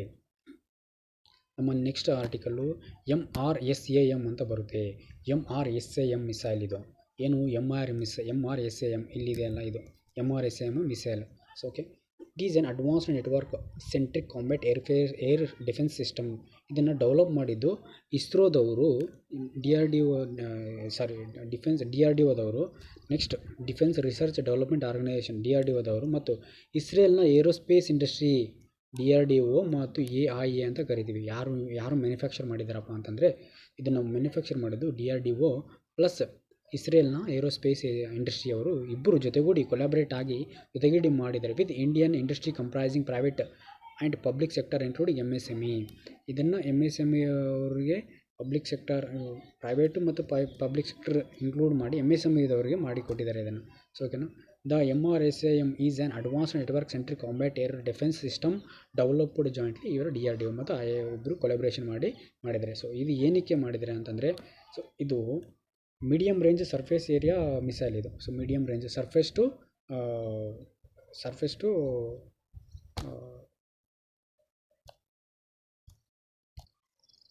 Air, medium range surface to air missile. ಇದು ಅಂದರೆ ಭೂಮಿಯಿಂದ ಆಕಾಶಕ್ಕೆ ಹೋಗ್ತಾ ಇರುತ್ತೆ. ಸರ್ಫೇಸ್ ಟು ಏರ್ ಮಿಸೈಲ್ ಇದು. ಎಂಥ ಮಿಸೈಲ್ ಇದು?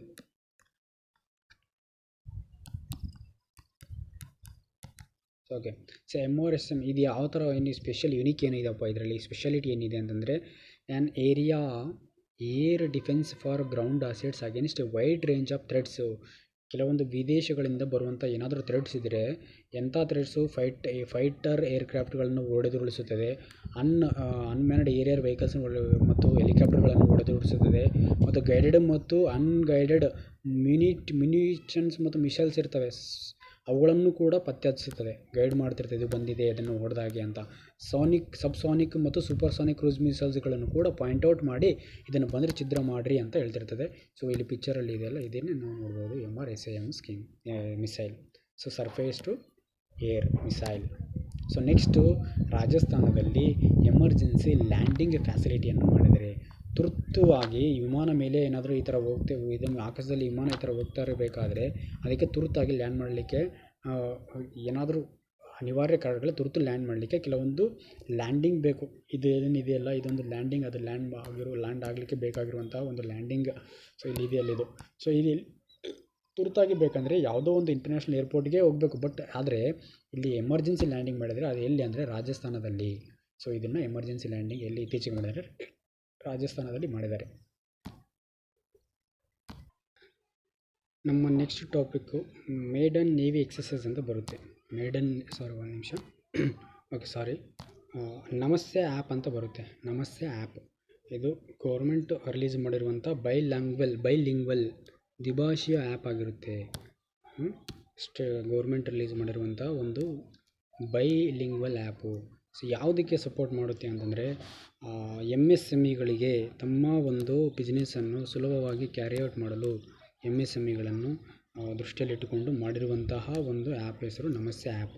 ಅದರದ್ದೇನು ಮೇಜರ್ ಹೈಲೈಟ್ಸ್ ಏನಪ್ಪ ಅಂತಂದರೆ, ನಾಲ್ಕೋ ಅನ್ನೋಂಥ ಒಂದು ಕಂಪನಿ ಇರುತ್ತೆ. ನಾಲ್ಕು ಅಂದರೆ national aluminium company limited. So ಇದು ಏನು ಮಾಡಿದೆ ಅಂದರೆ ನಮಸ್ತೆ ಅನ್ನುವಂತಹ ಒಂದು ಆ್ಯಪನ್ನು ತೊಗೊಂಬಂದಿದೆ. ಸೊ ಓಕೆನಾ. ಏನಕ್ಕೆ ಅಂತಂದರೆ ಯಾರಿಗೋಸ್ಕರ ಅಂದರೆ ಮೈಕ್ರೋ ಸ್ಮಾಲ್ ಎಂಟರ್ಪ್ರೈಸಸ್ ಅವ್ರಿಗೆ, ಸೊ MSME ಅವ್ರಿಗೆ. ಸೊ ಅವರು ಏನು ಮಾಡಬೇಕಂದ್ರೆ ಅವ್ರಿಗೆ ಒಂದು ಪ್ಲ್ಯಾಟ್ಫಾರ್ಮ್ ಪ್ಲ್ಯಾಟ್ಫಾರ್ಮನ್ನು ಒದಗಿಸ್ಕೊಟ್ಟಿದೆ ಮತ್ತು ಅವರಿಗೆ ಸಪೋರ್ಟ್ ಮಾಡಲು MSME ಅವರು ಸಪೋರ್ಟ್ ಮಾಡಿ ಅವರ ಒಂದು ಬಿಸ್ನೆಸ್ಸನ್ನು ಸುಲಭವಾಗಿ ನಡೆಸ್ಕೊಂಡು ಹೋಗಲಿ. ಸೊ ಸೂಕ್ಷ್ಮ, ಸಣ್ಣ ಮತ್ತು ಮಧ್ಯಮ ಗಾತ್ರದ ಬಿಸ್ನೆಸ್ಗಳು ಒಂದು ಒಳ್ಳೆಯ ರೀತಿಯಲ್ಲಿ ಸುಲಭವಾದ ಮಾರ್ಗದಲ್ಲಿ ಬಿಸ್ನೆಸ್ಸನ್ನು ಬಳಸ್ಕೊಂಡು ಹೋಗಲಿಕ್ಕೆ ಇದನ್ನು ತೊಗೊಂಬಂದಿರುವಂತಹ ಆ್ಯಪು. ಅದರ ಹೆಸರು ನಮಸ್ತೆ ಆ್ಯಪ್ ಅಂತ. ಸೊ ನೆಕ್ಸ್ಟ್ ನಮ್ಮ ಆರ್ಟಿಕಲ್ಲು 100% ಕೋವಿಡ್ ವ್ಯಾಕ್ಸಿನೇಷನ್ ಸ್ಟೇಟು ಯಾವುದು ಅಂತ ಕೇಳಿದ್ದಾರೆ. 100% ಕಂಪ್ಲೀಟಾಗಿ ಕೋವಿಡ್ ವ್ಯಾಕ್ಸಿನೇಷನ್ ಮಾಡಿರುವಂಥ ಮೊಟ್ಟ ಮೊದಲ ಸ್ಟೇಟು ಹಿಮಾಚಲ್ ಪ್ರದೇಶ. ಸೊ ಇಲ್ಲಿ ಪಿಕ್ಚರಲ್ಲಿ ಕಾಣ್ತಿರೋದು ಇದೆಲ್ಲ ಹಿಮಾಚಲ್ ಪ್ರದೇಶ್, ಹಿಮಾಚಲ್. ಓಕೆನಾ. ಅದಾದ ನಂತರ ನೆಕ್ಸ್ಟ್ 100% ಕೋವಿಡ್ ವ್ಯಾಕ್ಸಿನೇಷನ್ ಸಿಟಿ ಯಾವುದು? ಸಿಟಿ ಇಲ್ಲಿ ಸ್ಟೇಟು, ಇಲ್ಲಿ ಸಿಟಿ, ಇಲ್ಲಿ ಒಡಿಶಾದ ಭುವನೇಶ್ವರ್ ಅನ್ನುವಂತಹ ಒಂದು ಸಿಟಿ 100% ಕೋವಿಡ್ ವ್ಯಾಕ್ಸಿನೇಷನ್ ಕಂಪ್ಲೀಟ್ ಮಾಡಿದೆ. ಈಗ ಯೂನಿಯನ್ ಟೆರಿಟರಿ ಅಥವಾ ಕೇಂದ್ರಾಡಳಿತ ಪ್ರದೇಶ ಅಂದರೆ ಲಕ್ಷದ್ವೀಪ ಆಗುವಂತಹ ಚಾನ್ಸಸ್ಸಲ್ಲಿದೆ. ಸೊ ನೋಡಬೇಕು ಮುಂದೆ ಏನು ಮಾಡ್ತಾರೆ ಅಂತ. ಸೊ ಇದು ಕಂಪ್ಲೀಟು. ನೆಕ್ಸ್ಟ್ ಆರ್ಟಿಕಲ್ ನೋಡೋಣ. ಸೊ ಮೇಡಾನ್ ನೇವಿ ಎಕ್ಸಸೈಸ್ ಅಂತ ಬರುತ್ತೆ. ಭಾರತ ಮತ್ತು ಅಲ್ಜೀರಿಯಾ ನಡುವೆ ನಡೆದಿರುವಂತಹ ಒಂದು ಸಮರಾಭ್ಯಾಸ. ಸೊ ಇದೊಂದು ನೀರಲ್ಲಿ ನೋಡ್ತಿದ್ದೀರಲ್ಲ, ಸೊ ಇದು ಈ ಮೇಡಾನ್ ನೇವಿ. ಸೊ ಇಲ್ಲಿ ಎಲ್ಲರೂ ಇಲ್ಲಿ ಅಲ್ಜೀರಿಯಾದವರು ಇರ್ತಾರೆ, ಆಮೇಲೆ ಭಾರತೀಯ ಸೈನಿಕರು ಇರ್ತಾರೆ, ಎಲ್ಲರೂ ಇಲ್ಲಿ ಸೇರಿ ಒಂದು ಸಮರಾಭ್ಯಾಸವನ್ನು ನಡೆಸ್ತಿರ್ತಾರೆ. ಸೊ ಏನು ಅದ್ರ ಬಗ್ಗೆ ಅಂತ ಒಂದು ಡೀಟೇಲ್ ಆಗಿ ನೋಡೋಣ. ಸೊ ನ್ಯೂಸಲ್ಲಿ ಯಾಕಿದೆ? ರೀಸೆಂಟ್ಲಿ ದ ಇಂಡಿಯನ್ ಆ್ಯಂಡ್ ಭಾರತೀಯ ಮತ್ತು ಅಲ್ಜೀರಿಯನ್ ನೇವೀಸು ನೌಕಾಪಡೆಗಳು ಪಾರ್ಟಿಸಿಪೇಟ್ ಮಾಡಿದ್ದಾರೆ. ಎಲ್ಲಿ? Maiden naval exercise of the Algerian coast. Algeria ಎಲ್ಲಿದೆ ಮ್ಯಾಪಲ್ಲಿ? ಜಿಯೋಗ್ರಫಿಕಲಿ ನೋಡಿದಾಗ ಅಲ್ಜೀರಿಯಾ ಇದು ಒಂದು ಆಫ್ರಿಕಾ ಕಾಂಟಿನೆಂಟಲ್ಲಿರುವಂತಹ ಒಂದು ಯಾವುದು? ಅಲ್ಜೀರಿಯಾ ಅನ್ನೋದು ಆಫ್ರಿಕಾ ಕಾಂಟಿನೆಂಟಲ್ಲಿರುವಂತಹ ಒಂದು ಕೋಸ್ಟ್. ಸೊ ಇಲ್ಲಿ ಕೋಸ್ಟ್ ಅಂದರೆ ಕರಾವಳಿ ತೀರ ಇದೆ ಇಲ್ಲಿ. ಓಕೆನಾ.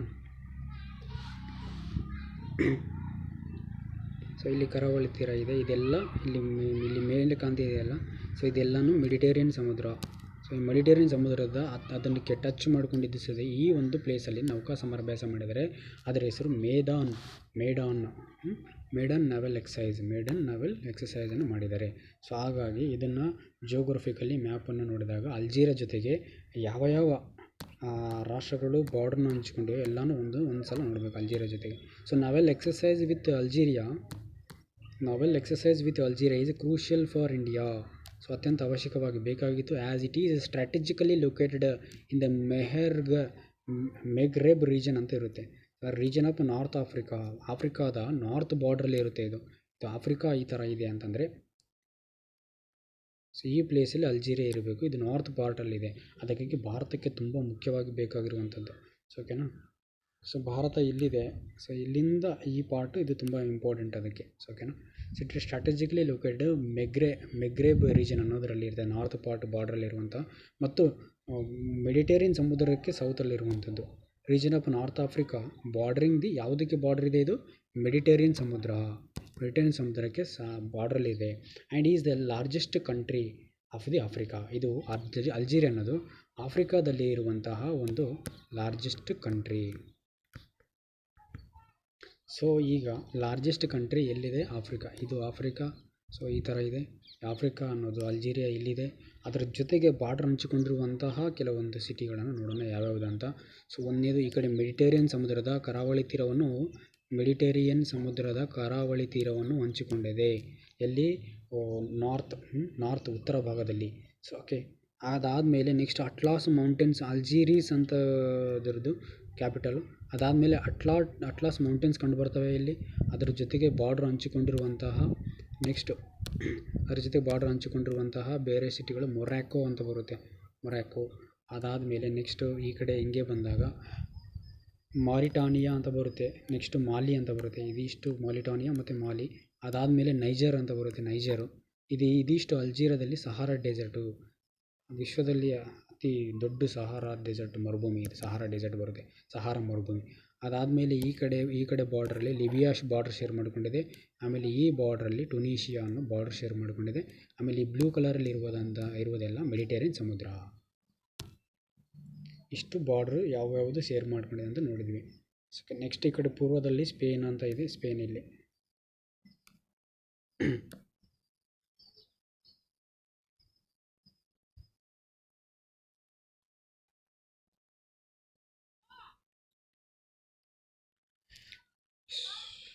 ನೆಕ್ಸ್ಟು ಇಲ್ಲಿ ಮೆಡಿಟೇರಿಯನ್ ಸಮುದ್ರಕ್ಕೆ ಯಾವ್ಯಾವ ಒಂದು ಕಂಟ್ರೀಸ್ ಬಾರ್ಡ್ರನ್ನು ಹಂಚ್ಕೊಂಡಿವೆ ಅನ್ನೋದನ್ನು ಒಂದು ಸಲ ನೋಡೋಣ.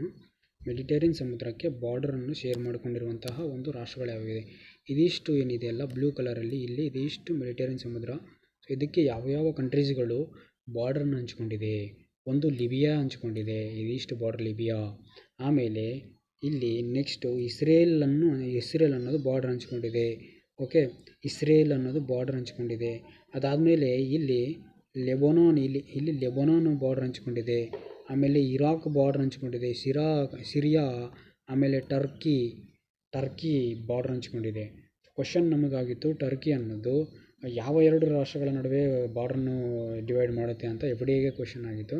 ಬ್ಲ್ಯಾಕ್ ಸಿ ಕಪ್ಪು ಸಮುದ್ರ ಮತ್ತು ಮೆಡಿಟೇರಿಯನ್ ಸಮುದ್ರದಲ್ಲಿ ಬಾರ್ಡ್ರನ್ನು ಹಂಚ್ಕೊಂಡಿರುವಂಥದ್ದು ರಾಷ್ಟ್ರ ಯಾವುದಂದರೆ ಟರ್ಕಿ. ಸೊ ಓಕೆ, ಲೆಬನಾನು, ಆಮೇಲೆ ಇಸ್ರೇಲು, ಇರಾಕ್, ಸಿರಿಯಾ, ಟರ್ಕಿ ಇವೆಲ್ಲನೂ ಮೆಡಿಟೇರಿಯನ್ ಸಮುದ್ರದೊಂದಿಗೆ ಬಾರ್ಡರನ್ನು ಹಂಚಿಕೊಂಡಿರುವಂಥದ್ದು. ಹಾಗಾದರೆ ಯಾವುದು ಬಾರ್ಡ್ರನ್ನು ಹಂಚಿಕೊಂಡಿಲ್ಲ ಅಂತ ಅಂದಾಗ ಜೋರ್ಡನ್ ಅನ್ನೋದು ಕೊನೆಗೆ ಇಲ್ಲಿ ಬಾರ್ಡರ್ ಹಂಚ್ಕೊಂಡಿಲ್ಲ. ಯಾಕಂದರೆ ಇಲ್ಲಿ ಅದ್ರ ಮುಂದೆ ಇಸ್ರೇಲ್ ಅನ್ನೋದು ಬರುತ್ತೆ. ಇಸ್ರೇಲ್ ಅದು ಬಂದ ಸಲುವಾಗಿ ಅದರ ಹಿಂದೆ ಇರುವಂತಹ ಒಂದು ಜೋರ್ಡನ್ ಬಾರ್ಡ್ರನ್ನು ಹಂಚಿಕೊಂಡಿರುವುದಿಲ್ಲ. ಅದೇ ತರಹ ಈ ಪಾರ್ಟ್ ನೋಡಿದಾಗ ಇಲ್ಲಿ ಕೆಂಪು ಸಮುದ್ರ ಬರುತ್ತೆ, ಅಲ್ಲಿ ಸುಯೇಜ್ ಕ್ಯಾನಲ್ಲು ಅವೆಲ್ಲ ಬರೋದು. ನೆಕ್ಸ್ಟು ಕೆಂಪು ಸಮುದ್ರದಲ್ಲಿ ಇಲ್ಲಿ ಮುಂದೆ ಸುಯೇಜ್ ಕ್ಯಾನಲ್ಲು ಅಲ್ಲಿ ದೊಡ್ಡ ಒಂದು ಇಶ್ಯೂ ಆಗಿತ್ತು. ಈ ಸುಯೇಜ್ ಕ್ಯಾನಲ್ ಒಂದು ಯಾವುದೋ ಹಡಗು ಸಿಲುಕಿ ಹಾಕ್ಕೊಂಡು ಸುಯೇಜ್ ಕ್ಯಾನಲ್ ಬರುತ್ತೆ. ಇಷ್ಟೆಲ್ಲ ಗೊತ್ತಿರಬೇಕು.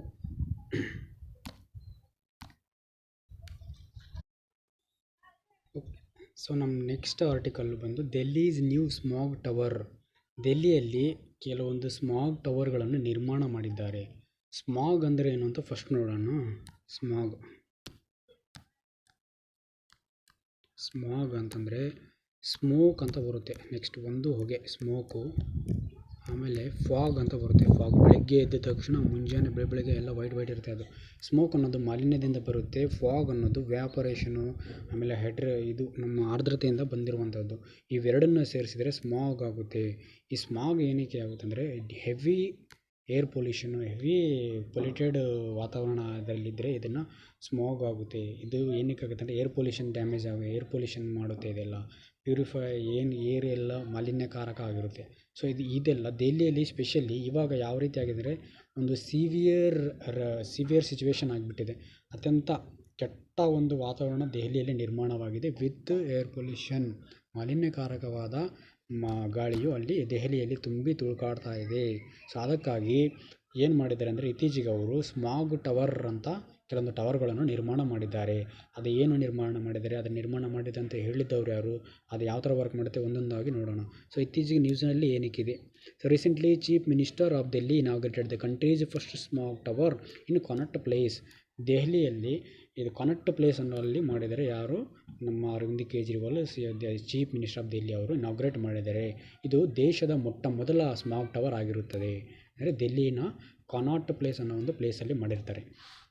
It was inaugurated months before the pollution level spikes in the national capital due to burning of crop waste, stubble burning by farmers.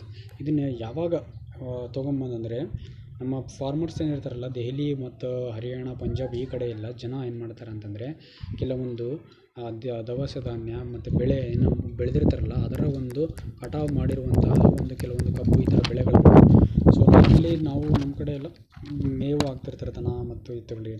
But ಅವರು ಅದನ್ನು ರೈಸ್ ಮತ್ತು ಇದು ಎಲ್ಲ ಬೆಳೆದು ಅದೆಲ್ಲ ಗುಡ್ಡೆ ಹಾಕಿ ಅವ್ರೇನು ಮಾಡ್ತಾರೆ, ಬರ್ನ್ ಮಾಡ್ತಾರೆ, ಅಂದರೆ ಸುಟ್ಟಾಕ್ತಾರೆ. ಅದರಿಂದ ಅನಾಹುತವಾದಂತಹ ಒಂದು ಹೊಗೆ ಎಲ್ಲ ಗಾಳಿಯಲ್ಲಿ, ಶುದ್ಧವಾದ ಗಾಳಿಯಲ್ಲಿ ಸೇರಿ ಎಲ್ಲ ವಾತಾವರಣ ಎಲ್ಲ ಮಾಲಿನ್ಯ ಆಗುತ್ತದೆ ಅಂದಾಗ ಏನಾಗುತ್ತದೆ, ಏರೆಲ್ಲ ಪೊಲ್ಯೂಟ್ ಆಗುತ್ತೆ, ವಾತಾವರಣ ಎಲ್ಲ ಗಾಳಿ ಎಲ್ಲ ವಾಯು ಮಾಲಿನ್ಯವಾಗುತ್ತದೆ.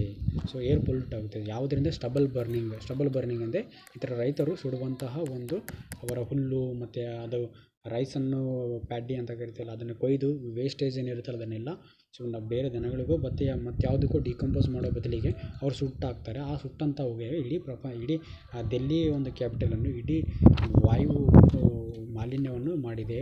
ಸೊ ಅದು ಯಾವ ರೇಂಜಿಗೆ ಆಗಿದೆ, ಒಂದು ರೇಂಜ್ ಸಿವಿಯರ್ ಕಂಡೀಷನಲ್ಲಿದೆ, ಅತ್ಯಂತ ಶೋಚನೀಯ ಸ್ಥಿತಿಯಲ್ಲಿ ತಲುಪಿದೆ. ಹಾಗಾಗಿ ಸಡನ್ನಾಗಿ ಇದನ್ನು ಮಾಡುವಂಥ ಪರಿಸ್ಥಿತಿ ಬಂದಿದೆ. ಸೊ ಇದ್ರದ್ದು ಕಾರ್ಯಗಳೇನು, ಇದು ಮಾಡು ಅಂತ ಹೇಳಿದವರು ಎಲ್ಲ ಒಂದೊಂದಾಗಿ ನೋಡೋಣ. ಸೊ ಕೀ ಪಾಯಿಂಟ್ಸ್ ಏನು ಅಥವಾ ಬ್ಯಾಕ್ಗ್ರೌಂಡ್ಸ್ ಏನು ಅಂತ ನೋಡಿದಾಗ 2019ರಲ್ಲಿ ಸುಪ್ರೀಂ ಕೋರ್ಟ್ ಆಲ್ರೆಡಿ ಹೇಳಿತ್ತು. ಸೊ ಯಾರಿಗೆ ಹೇಳಿತ್ತು ಅಂದರೆ CPCB ಅಂತ ಇರುತ್ತೆ, ಮಾಲಿನ್ಯಕ್ಕೆ ಸಂಬಂಧಿಸಿದಂತೆ ತಡೆಗಟ್ಟುವುದು, ಯಾವುದೇ ಮಾಲಿನ್ಯವನ್ನು ತಡೆಗಟ್ಟಲು ಸೆಂಟ್ರಲ್ ಪೊಲ್ಯೂಷನ್ ಕಂಟ್ರೋಲ್ ಬೋರ್ಡ್ ಅಂತ ಇರುತ್ತೆ. ಸೆಂಟ್ರಲ್ ಪೊಲ್ಯೂಷನ್ ಕಂಟ್ರೋಲ್ ಬೋರ್ಡು ಕೇಂದ್ರೀಯ ಮಾಲಿನ್ಯ ತಡೆಗಟ್ಟುವಂತಹ ಒಂದು ಮಂಡಳಿ ಅಂತ ಇರುತ್ತೆ. ಅವರಿಗೆ ಮತ್ತು ದಿಲ್ಲಿ ಗೌರ್ಮೆಂಟಿಗೆ ಆಲ್ರೆಡಿ ಸುಪ್ರೀಂ ಕೋರ್ಟು 2019ರಾಗ ಹೇಳಿತ್ತು, ನೋಡಪ್ಪ ದೆಹಲಿ ನಿಮ್ಮದು ಒಂದು ರೇಂಜಲ್ಲಿದೆ, ಒಂದು ರೇಂಜಿಗೆ ನಿಮ್ಮದು ಹಾಳಾಗ್ತಿದೆ ವಾತಾವರಣ, ಮಾಲಿನ್ಯ, ಗಾಳಿಯ ವಾತಾವರಣ. ಸೊ ನೀವು ಆದಷ್ಟು ಬೇಗ ಏನು ಮಾಡಬೇಕು, ಒಂದು ಸ್ಮಾಗ್ ಟವರ್ಗಳನ್ನು ಮಾಡಬೇಕು. ಯಾಕಂತಂದರೆ ಏರ್ ಪೊಲ್ಯೂಷನ್ನ ಕಾಂಬ್ಯಾಟ್ ಮಾಡಲು, ಏರ್ ಪೊಲ್ಯೂಷನ್ನಿಂದ ಹೊರಬರಬೇಕಂದ್ರೆ ನೀವು ಜೀವನ ಮಾಡಬೇಕು ಅಂತಂದರೆ ಈ ಥರ ಮಾಡಬೇಕು ಅಂತ ಹೇಳಿದರು. ಸೊ ಅವರು ಆವಾಗಲೇ 2019ರಾಗೆ ಮಾಡಿದರು. ಅದಾದ ನಂತರ ಸೊ ಅವರು ಇವಾಗ ರೀಸೆಂಟ್ಲಿ 2020ಇಂದ ಸ್ಟಾರ್ಟ್ ಮಾಡಿ 21ನಲ್ಲಿ ನ್ಯೂಸಲ್ಲಿದೆ. ಈಗ ಇದೇನು ಮಾಡ್ತಂದರೆ smog tower Connaught Place, CP ಅಂದರೆ ಕನೆಕ್ಟ್ ಪ್ಲೇಸಲ್ಲಿ ಮಾಡಿದರೆ. ಈಗ ಇದು ಭಾರತ ದೇಶದಲ್ಲಿ ಮಾಡಿರುವಂಥ ಫಸ್ಟ್ ಆಫ್ ದೀಸ್ ಟವರ್ಸ್, ಮೊಟ್ಟಮೊದಲು ಮಾಡಿರುವಂಥದ್ದು. ಸೆಕೆಂಡ್ ಟವರ್ನು ಮಾಡ್ತಿದ್ದಾರೆ. ಇದು ಒಂದು ಈ ಥರ ಇದ್ದರೆ ಸೆಕೆಂಡ್ ಟವರು ದೆಹಲಿಯ ಪೂರ್ವ ಭಾಗದಲ್ಲಿರುವಂಥ ಆನಂದ್ ವಿಹಾರ ಅನ್ನೋ ಪ್ಲೇಸಲ್ಲಿ ಕೂಡ ಮಾಡುತ್ತಿದ್ದಾರೆ with CPCB as the nodal agency. ಇದರದ್ದು ನೋಡಲ್ ಏಜೆನ್ಸಿ ಯಾರು ಅಂತಂದರೆ CPCB ಅವರು ಇದರ ಒಂದು ನೋಡಲ್ ಏಜೆನ್ಸಿಯಾಗಿ ವರ್ಕ್ ಮಾಡ್ತಿರ್ತಾರೆ. ಓಕೆ, ನೆಕ್ಸ್ಟ್ ಸ್ಮಾಗ್ ಟವರ್ಸ್ ಬಗ್ಗೆ ನೋಡಬೇಕು ಅಂತಂದರೆ ಸ್ಮಾಗ್ ಟವರ್ಸ್ ಯಾವ ಥರ ಇರುತ್ತೆ ಏನು ಅಂತ ನೋಡೋಣ. So totally 1000 cubic metres of fresh air per second ಬಿಡ್ತಾ ಇರುತ್ತೆ. ಮಾಲಿನ್ಯವಾದಂತಹ ಏರನ್ನು ಒಳಗಡೆ ತೊಗೊಂಡು 1000 cubic metres for fresh air per ಸೆಕೆಂಡನ್ನು ಹೊರಗಡೆ ಫ್ರೆಶ್ ಏರನ್ನು ಬಿಡ್ತಾ ಇರುತ್ತೆ. ಸೊ ಇದು ಈ ಥರ ಇರುತ್ತೆ, ಒಂದು ಕಂಬದಂತೆ ಇರುತ್ತೆ, ಮೇಲೆ ಈ ಥರ ಕ್ಯಾನೋಪಿ ಇರುತ್ತೆ. ಈ ಕ್ಯಾನೋಪಿ ಒಳಗಡೆ ಕೆಲವೊಂದು ಇಲ್ಲಿ ಜಾಲಿ ಇದೆಯಲ್ಲ, ಇಲ್ಲಿ ಏನಾಗುತ್ತೆ, ಈ ಜಾಲಿಗಳ ಮುಖಾಂತರ ಮಾಲಿನ್ಯಕಾರಕವಾದ ವಾಯು ಒಳಗಡೆ ಹೋಗುತ್ತೆ. ಇಲ್ಲಿ ಏನಾಗುತ್ತೆ, ಫಿಲ್ಟರ್ ಆಗುತ್ತೆ. ಮಾಲಿನ್ಯಕಾರಕವಾದಂಥ ಗಾಳಿಯು ಇಲ್ಲಿ ಫಿಲ್ಟರ್ ಆಗಿ 5000 ಇನ್ನು 2 ಲೇಯರ್ಸ್ ಇನ್ಸೈಡ್ ದ 2 ಲೇಯರ್ಸಲ್ಲಿ ಇರುತ್ತೆ. ಈ ಟವರಲ್ಲಿ 2 ಲೇಯರ್ಸ್ ಇರ್ತವೆ. ಸೊ ಇದೆಲ್ಲ ಫಿಲ್ಟರ್ ಆಗಿ ನೆಕ್ಸ್ಟ್ ಅದೇನು ಮಾಡ್ತದೆ, ಇಲ್ಲಿ ಫಿಲ್ಟರ್ ಆಗಿ ಇಲ್ಲಿಂದ ಹೊರಗಡೆ ಬರುತ್ತದೆ. ಫಿಲ್ಟರ್ಡ್ ಏರ್ ಔಟ್, ಎಲ್ಲಿಂದ ಈ ಪ್ಲೇಸ್ಗಳಿಂದ ಫಿಲ್ಟರ್ಡ್ ಏರ್ ಔಟ್ ಆಗ್ತಿರುತ್ತೆ. 25 cubic metres for air per ಸೆಕೆಂಡಲ್ಲಿ ಔಟ್ ಆಗ್ತಿರುತ್ತೆ. ಎಷ್ಟು ಇದೆಲ್ಲ ಫ್ರೆಶ್ ಏರ್ ಬರ್ತಾ ಇರುತ್ತೆ. ಇಲ್ಲಿ ಫಿಲ್ಟರ್ಡ್ ಏರ್ ಅಂತ ಕರಿತೀವಿ. ಫಿಲ್ಟರ್ಡ್ ಏರ್ ಇಲ್ಲಿಂದ ಈ ಪ್ಲೇಸ್ಗಳಿಂದ ಬರ್ತಾ ಇರುತ್ತೆ. ಸೊ ಓಕೆ, ಇಲ್ಲಿ ಒಂದಕ್ಕೊಂದು ಕಡೆ ಆ ಫಿಲ್ಟ್ರ್ ಮಾಡಿ ಬಿಡುವಂಥ ಫ್ಯಾನ್ಗಳಿರುತ್ತೆ. ಒಂದೊಂದು ಕಡೆ ಎಷ್ಟೆಷ್ಟು ಫ್ಯಾನ್ಗಳನ್ನು ಅಳವಡಿಕೆ ಮಾಡಿದ್ದಾರೆ ಅಂತಂದರೆ 10 ಫ್ಯಾನ್, ಇಲ್ಲಿ 10 ಫ್ಯಾನ್ಗಳು, ಆಮೇಲೆ ಈ ಕಡೆ 10 ಫ್ಯಾನ್ಗಳು, ಆ ಕಡೆ 10 ಫ್ಯಾನ್ಗಳು, ಆಮೇಲೆ ಈ ಕಡೆ 10 ಫ್ಯಾನ್, ಟೋಟಲ್ಲು 40 ಫ್ಯಾನ್ಸನ್ನು ಅಳವಡಿಕೆ ಮಾಡಿದ್ದಾರೆ. ಸೊ ಒಂದೊಂದು ಕಡೆ ಒಂದೊಂದು 10 ಫ್ಯಾನ್ಸು ಏನು ಮಾಡ್ತಾವೆ ಅಂದರೆ ಫಿಲ್ಟರ್ಡ್ ಏರನ್ನು ಸಾಮಾನ್ಯ ಜನಗಳಿಗೆ ಅಶುದ್ಧವಾದ ಗಾಳಿಯನ್ನು ಫಿಲ್ಟ್ರ್ ಮಾಡಿ ಕೊಡುವಂಥದ್ದು. ಅಶುದ್ಧ ಗಾಳಿಯನ್ನು ಇಲ್ಲಿ ತೊಗೊಂಬಂದು ಇಲ್ಲಿ ಫಿಲ್ಟ್ರ್ ಮಾಡಿ ಇದ್ರ ಮುಖಾಂತರ ಶುದ್ಧ ಗಾಳಿಯನ್ನು ಸಾಮಾನ್ಯ ಜನರು ಕೊಡ್ತಾರೆ. ನೆಕ್ಸ್ಟ್ ಈ ಕ್ಯಾನೋಪಿದು ಇಲ್ಲಿಂದ ಇಲ್ಲಿವರೆಗೂ ಎಷ್ಟಿದೆ ಹೈಟ್ ಅಂದರೆ 6 ಮೀಟರ್ಸ್ ಇದೆ. ಅದಾದಮೇಲೆ ಈ ಟವರ್ದು ಟೋಟಲ್ ಎಷ್ಟಿದೆ, ಈ ಟವರ್ದು ಹೈಟ್ ಎಷ್ಟಿದೆ ಇಲ್ಲಿಂದ ಇಲ್ಲಿವರೆಗೂ ಅಂದರೆ 18 ಮೀಟರ್ಸ್ ಇದೆ. ಈ ಗ್ರೌಂಡಿಂದ ಈ ಟವರ್ವರೆಗೂ, ಈ ಗ್ರೌಂಡಿನ ಟವರ್ವರೆಗೂ ಹೈಟ್ ಎಷ್ಟಿದೆ ಅಂತಂದರೆ 18 ಮೀಟರ್ಸು. ಸೊ ಟೋಟಲಾಗಿ ಮೇಲಿಂದ ಕೆಳಗೆ, ಇಲ್ಲಿಂದ ಮತ್ತು ಗ್ರೌಂಡಿಂದ ಇಲ್ಲಿವರೆಗೂ ಎಷ್ಟಿದೆ ಅಂದರೆ 24 ಮೀಟರ್ಸ್ ಹೈಟ್ ಇದೆ. ಸೊ ಈ ಥರ ಈ ಫ್ಯಾನ್ಗಳಿರುತ್ತೆ. ಈ ಕಡೆ ಇಲ್ಲೊಂದು ಫ್ಯಾನು, ಆಮೇಲೆ ಇಲ್ಲೊಂದು ಫ್ಯಾನ್, ಇವೆಲ್ಲ ಈ ಒಂದು ಕಡೆ ಮಾತ್ರ 10 ಫ್ಯಾನ್ಸ್. ಈ ಫ್ಯಾನ್ಸ್ಗಳ ಮುಖಾಂತರ ಎಂಥ ವಾತಾವರಣ, ಎಂಥ ಗಾಳಿ ಬಿಡ್ತಾ ಇರುತ್ತೆ, ಇಲ್ಲಿ ಶುದ್ಧ ಗಾಳಿಯನ್ನು ಬಿಡುಗಡೆ ಮಾಡುತ್ತಾರೆ.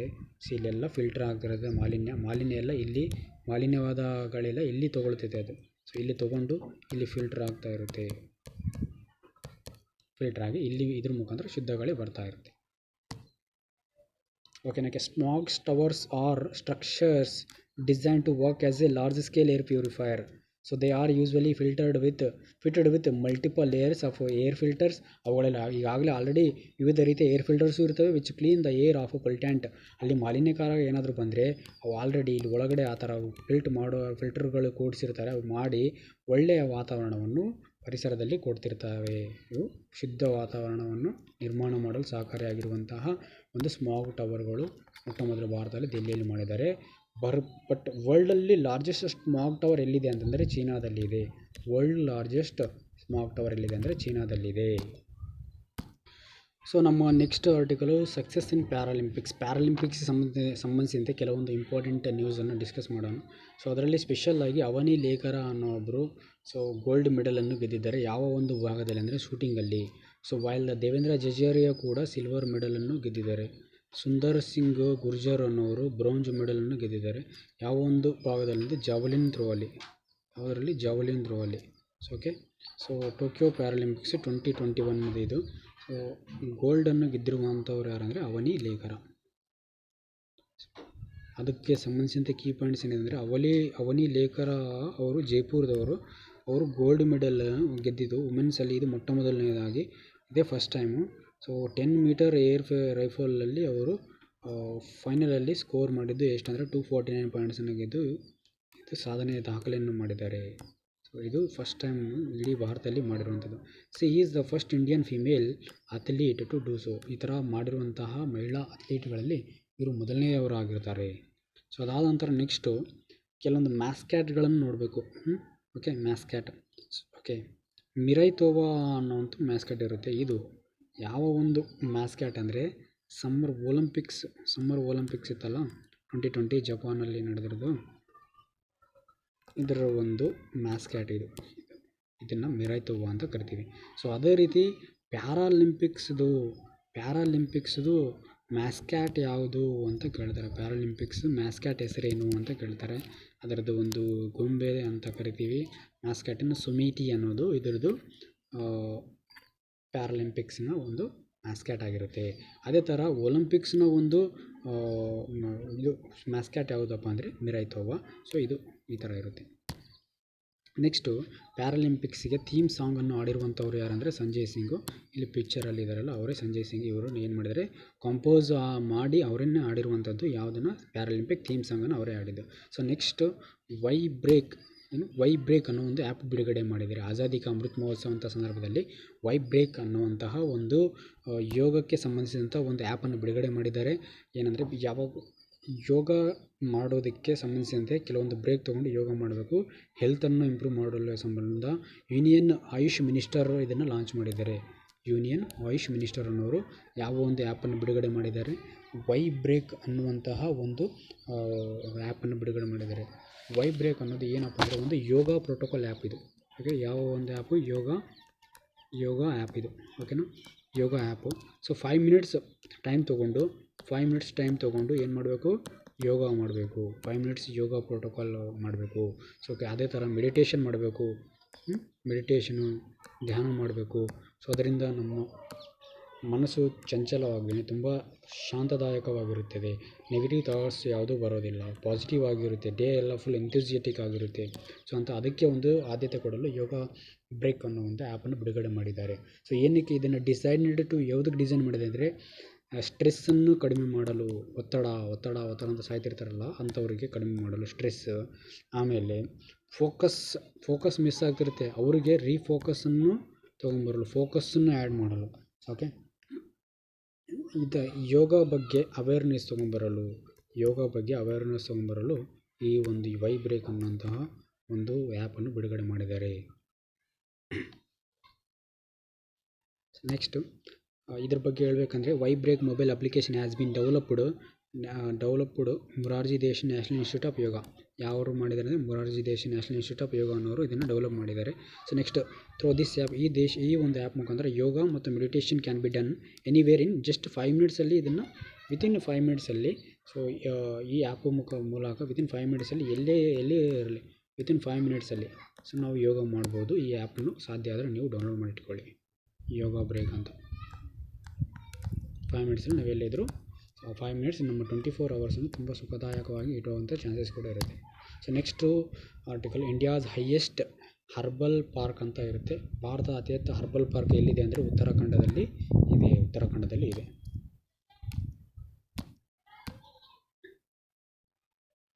ಸೊ ನಮ್ಮ next article E Shram portal ಅಂತ ಬರುತ್ತೆ. ಯಾವ Shram portal? E Shram portal specially ಯಾರಿಗೆ ಅಂದರೆ national database of unorganised workers, ಅಸಂಘಟಿತ ವಲಯದ ಕಾರ್ಮಿಕರಿಗೆ. ಯಾರಿಗೆ? ಅಸಂಘಟಿತ ವಲಯದ ಕಾರ್ಮಿಕರಿಗೆ ಮಾಡಿರುವಂತಹ ಒಂದು ಪೋರ್ಟಲ್ ಆಗಿರ್ಬೋದು. ಇದು ಏನಪ್ಪ ಅಂದರೆ ಇ ಶ್ರಮ್ ಪೋರ್ಟಲ್ ಅಂತ ಕರಿತೀವಿ. ಯಾವ ಒಂದು ಸಚಿವಾಲಯ ಮಾಡಿದೆ ಅಂದರೆ ministry of labour and employment ಅವರು ಮಾಡಿರುವಂಥದ್ದು. So ministry of labour and employment. ಇದರಲ್ಲಿ ಅನ್ಆರ್ಗನೈಸ್ಡ್ ವರ್ಕರ್ಸು ಯಾರ್ಯಾರಿದ್ದಾರೆ, ಯಾರ್ಯಾರು ಕವರ್ ಆಗ್ತಾರೆ ಅಂತಂದರೆ ಕ್ಯಾಟಗರಿ ವೈಸ್ ಮಾಡಿದ್ದಾರೆ. ಅದರಲ್ಲಿ ಒಬ್ಬರು ಕನ್ಸ್ಟ್ರಕ್ಷನ್ ವರ್ಕರ್ ಅಂದರೆ ಕಟ್ಟಡ ಕಾರ್ಮಿಕರು. ನೆಕ್ಸ್ಟು ಮೈಗ್ರ್ಯಾಂಟ್ ವರ್ಕರ್ಸ್ ಅಂದರೆ ವಲಸೆ ಕಾರ್ಮಿಕರು. ಆಮೇಲೆ gig and platform workers. Next ಬೀದಿ ಬದಿ ವ್ಯಾಪಾರಿಗಳು, ಸ್ಟ್ರೀಟ್ ವೆಂಡರ್ಸು. ಆಮೇಲೆ ಡೊಮೆಸ್ಟಿಕ್ ವರ್ಕರ್ಸು, ದೇಶದಲ್ಲಿ ವರ್ಕ್ ಮಾಡುವಂಥವ್ರು. ಅಗ್ರಿಕಲ್ಚರ್, ಕೃಷಿ ಫಾರ್ಮರ್ಸು. ಅದರ್ ಅನ್ಆರ್ಗನೈಸ್ಡ್ ಮತ್ತು ಇತರೆ ಅಸಂಘಟಿತ ವರ್ಕರ್ಸ್. ಇದರಲ್ಲೆಲ್ಲ ಬರುವಂತಹ ಒಂದು ಕವರ್ ಆಗುವಂತಹ ಒಂದು ಕ್ಯಾಟಗರಿಯಲ್ಲಿ ಬರುವಂತಹ ಅನ್ಆರ್ಗನೈಸ್ಡ್ ವರ್ಕರ್ಸ್ ಇವರೆಲ್ಲ. ಸೊ ಇವರಲ್ಲಿ ಕವರ್ ಆಗ್ತಾರೆ. ಸೊ ಏನಿದು ಇ ಶ್ರಮ್ ಪೋರ್ಟಲ್ ಅಂದರೆ, ಸೊ ಇದು totally 38 crore unorganised workers such as construction labours, migrant ಇವ್ರನ್ನೆಲ್ಲ ಓವರಾಲ್ ಆಗಿ ಇದನ್ನು ಆ್ಯಡ್ ಮಾಡಿ ಎಷ್ಟು ಗೊತ್ತಾ 38 crore ಅಸಂಘಟಿತ ವಲಯ ಕಾರ್ಮಿಕರಿಗೆ ಬೆನಿಫಿಟ್ ಆಗಲಿ ಅಂತ ತೊಗೊಂಬಂದಿದ್ದಾರೆ. So the workers will be issued ಇವ್ರು ಏನು ಮಾಡ್ತಾರೆ ಅಂದರೆ ಇವರಿಗೆ ಒಂದು ಇ ಶ್ರಮ್ ಕಾರ್ಡ್ ಅಂತ ಒಂದು ಕೊಡ್ಬಿಡ್ತಾರೆ, ಒಂದು ಪ್ಯಾನ್ ಕಾರ್ಡ್, ಆಧಾರ್ ಕಾರ್ಡ್ ಥರ. ಸೊ ಅದು ಏನಿರುತ್ತೆ ಅಂದರೆ ಅದರಲ್ಲಿ 12 ಡಿಜಿಟ್ ಯುನಿಕ್ ನಂಬರ್ ಇರುತ್ತವೆ. ಸೊ ಈ ಶ್ರಮ್ ಕಾರ್ಡಲ್ಲಿ 12 ಡಿಜಿಟ್ ಯುನಿಕ್ ನಂಬರ್ ಇರ್ತದೆ. If a worker is registered on the e Shram portal, ಒಬ್ಬ ಕಾರ್ಮಿಕ ಏನಾದರೂ ಇದರಲ್ಲಿ ರಿಜಿಸ್ಟರ್ ಮಾಡಿದ ಅಂತಂದರೆ and meets with an accident ಆದರೆ he will eligible for 2 lakh on death death. So ಏನಾದರೂ ಯಾವುದಾದ್ರೂ ಆಕ್ಸಿಡೆಂಟಲ್ಲಿ ಮೀಟ್ ಆದರೆ ಇವನಿಗೆ ಎಷ್ಟು ಕೊಡ್ತಾರೆ ಎಲಿಜಿಬಲ್, ಇವನು ಎಷ್ಟು ಲಕ್ಷ ತೊಗೊಳ್ಳಿಕ್ಕೆ ಎಲಿಜಿಬಲ್ ಆಗ್ತಾನೆ, 2 ಲಕ್ಷ. ಆಮೇಲೆ ಇವನು ಅದರಲ್ಲಿ ಆಕ್ಸಿಡೆಂಟಲ್ಲಿ ಮೀಟಾಗಿ ಸತ್ತಂದರೆ ಅವನು 2 ಲಕ್ಷ ಪಡಿಬೋದು. ಅದಾದ ನಂತರ ನೆಕ್ಸ್ಟ್ ಪರ್ಮನೆಂಟ್ ಡಿಸಬಿಲಿಟಿ ಆದರೆ, ಅಂದರೆ ಏನಾದರೂ ಆಕ್ಸಿಡೆಂಟ್ ಆಗಿ ಕೈ ಕಾಲು ಏನಾದರೂ ಅಂಗವಿಕಲ ಆದರೆ ಅವನಿಗೆ 1 ಲಕ್ಷ. ಡಿಸಬಿಲಿಟಿ ಆಗಿದೆ, ಅಂಗವೈಕಲ್ಯ ಆದವರಿಗೆ ಅವನಿಗೆ 1 ಲಕ್ಷ ಕೊಡ್ತಾರೆ. ಆಮೇಲೆ ಪರ್ಮನೆಂಟ್ ಡೆತ್ ಆದರೆ ಅವನಿಗೆ 2 lakh ಬೆನಿಫಿಟ್ ಸಿಗುತ್ತೆ ಇದರಲ್ಲಿ. So benefits of unorganised workers registering on E Shram portal. ಏನೇನು ಬೆನಿಫಿಟ್ಸ್ ಇದೆಯಪ್ಪ ಅಂತಂದರೆ ಇ ಶ್ರಮ್ ಕಾರ್ಡ್ ತೊಗೊಂಡಿದ್ರ ನಂತರ registration will be accepted across the country. ಎಲ್ಲಿ ಬೇಕಾದರೂ ರಿಜಿಸ್ಟರ್ ಆಗುತ್ತೆ. ಯಾವುದೇ ಕಂಟ್ರಿಲಿ ಕೂಡ ಇದನ್ನು ಭಾರತದಾದ್ಯಂತ ಎಲ್ಲಿ ಬೇಕಾದರೂ ಕೂಡ ನಾವು ಆಕ್ಸೆಪ್ಟ್ ಮಾಡ್ಬೋದು ಈ ಒಂದು ಕಾರ್ಡ್ ಇದ್ದರೆ. ನೆಕ್ಸ್ಟು ಈಗಾಗಲೇ ಡಿಸ್ಕಸ್ ಮಾಡಿರೋ ಥರ ಆಕ್ಸಿಡೆಂಟಲ್ ಇನ್ಸೂರೆನ್ಸ್ ಕವರೇಜ್ ಆಗುತ್ತೆ.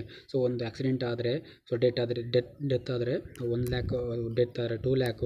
ಆಮೇಲೆ ಏನಾದರೂ ಅಂಗವೈಫಲ್ಯ ಆದರೆ 1 lakh. Next next social security benefit ಇರುತ್ತೆ, will be delivered through e Shram portal. Social security benefit ಇರುತ್ತೆ, ರಕ್ಷಣೆ ಇರುತ್ತೆ. Next helpful for central and state government while providing assistance during calamities pandemic. ಈಗ ಯಾವುದೇ ತರಹ ಪ್ರವಾಹ ಮತ್ತು ಈ ಥರ ಏನಾದರೂ ಬಂದರೆ ಸರ್ಕಾರಗಳು ಕೆಲವೊಂದು ಫಂಡನ್ನು ಬಿಡುಗಡೆ ಮಾಡ್ತಿರ್ತಾರೆ. ಫಂಡನ್ನು ಬಿಡುಗಡೆ ಮಾಡಬೇಕಂದ್ರೆ ಕೆಲವೊಂದು ಈ ವಲಯದವರಿಗೆ ಮತ್ತು ಕಾರ್ಮಿಕರಿಗೆ ಅಂತ ಅವ್ರಿಗೆ ಗೊತ್ತಾಗಬೇಕಂದ್ರೆ ಅವರಿಗೆ ಇದೊಂದು ಡಾಟಾ ಇರುತ್ತೆ ಅವ್ರ ಹತ್ರ. ಇ ಶ್ರಮ್ ಕಾರ್ಡ್ ಅನ್ನೋಂಥ ಇರೋರಿಗೆ ಡಾಟಾ, ಇವರಿಗೆ ಇಂತಿಷ್ಟು, ಇವ್ರಿಗೆ ಇಷ್ಟಿಷ್ಟು ಕೋಟಿ ಬರಬೇಕು, ಇವ್ರಿಗೆ ಇಷ್ಟು ಕೋಟಿ ಬರಬೇಕು ಅಂತ ಏನಾದರೂ ಈ ಥರ ಡಾಟಾ ಇಟ್ಕೊಂಡು ಇವ್ರಿಗೊಂದು 5 ಲಕ್ಷನೋ ಆಮೇಲೆ 5,000ನೋ ಈ ಥರ ಬಿಡುಗಡೆ ಮಾಡುವಂಥ ಸಂದರ್ಭದಲ್ಲಿ ಇದು ಬಹಳ ಹೆಲ್ಪ್ ಆಗುತ್ತೆ.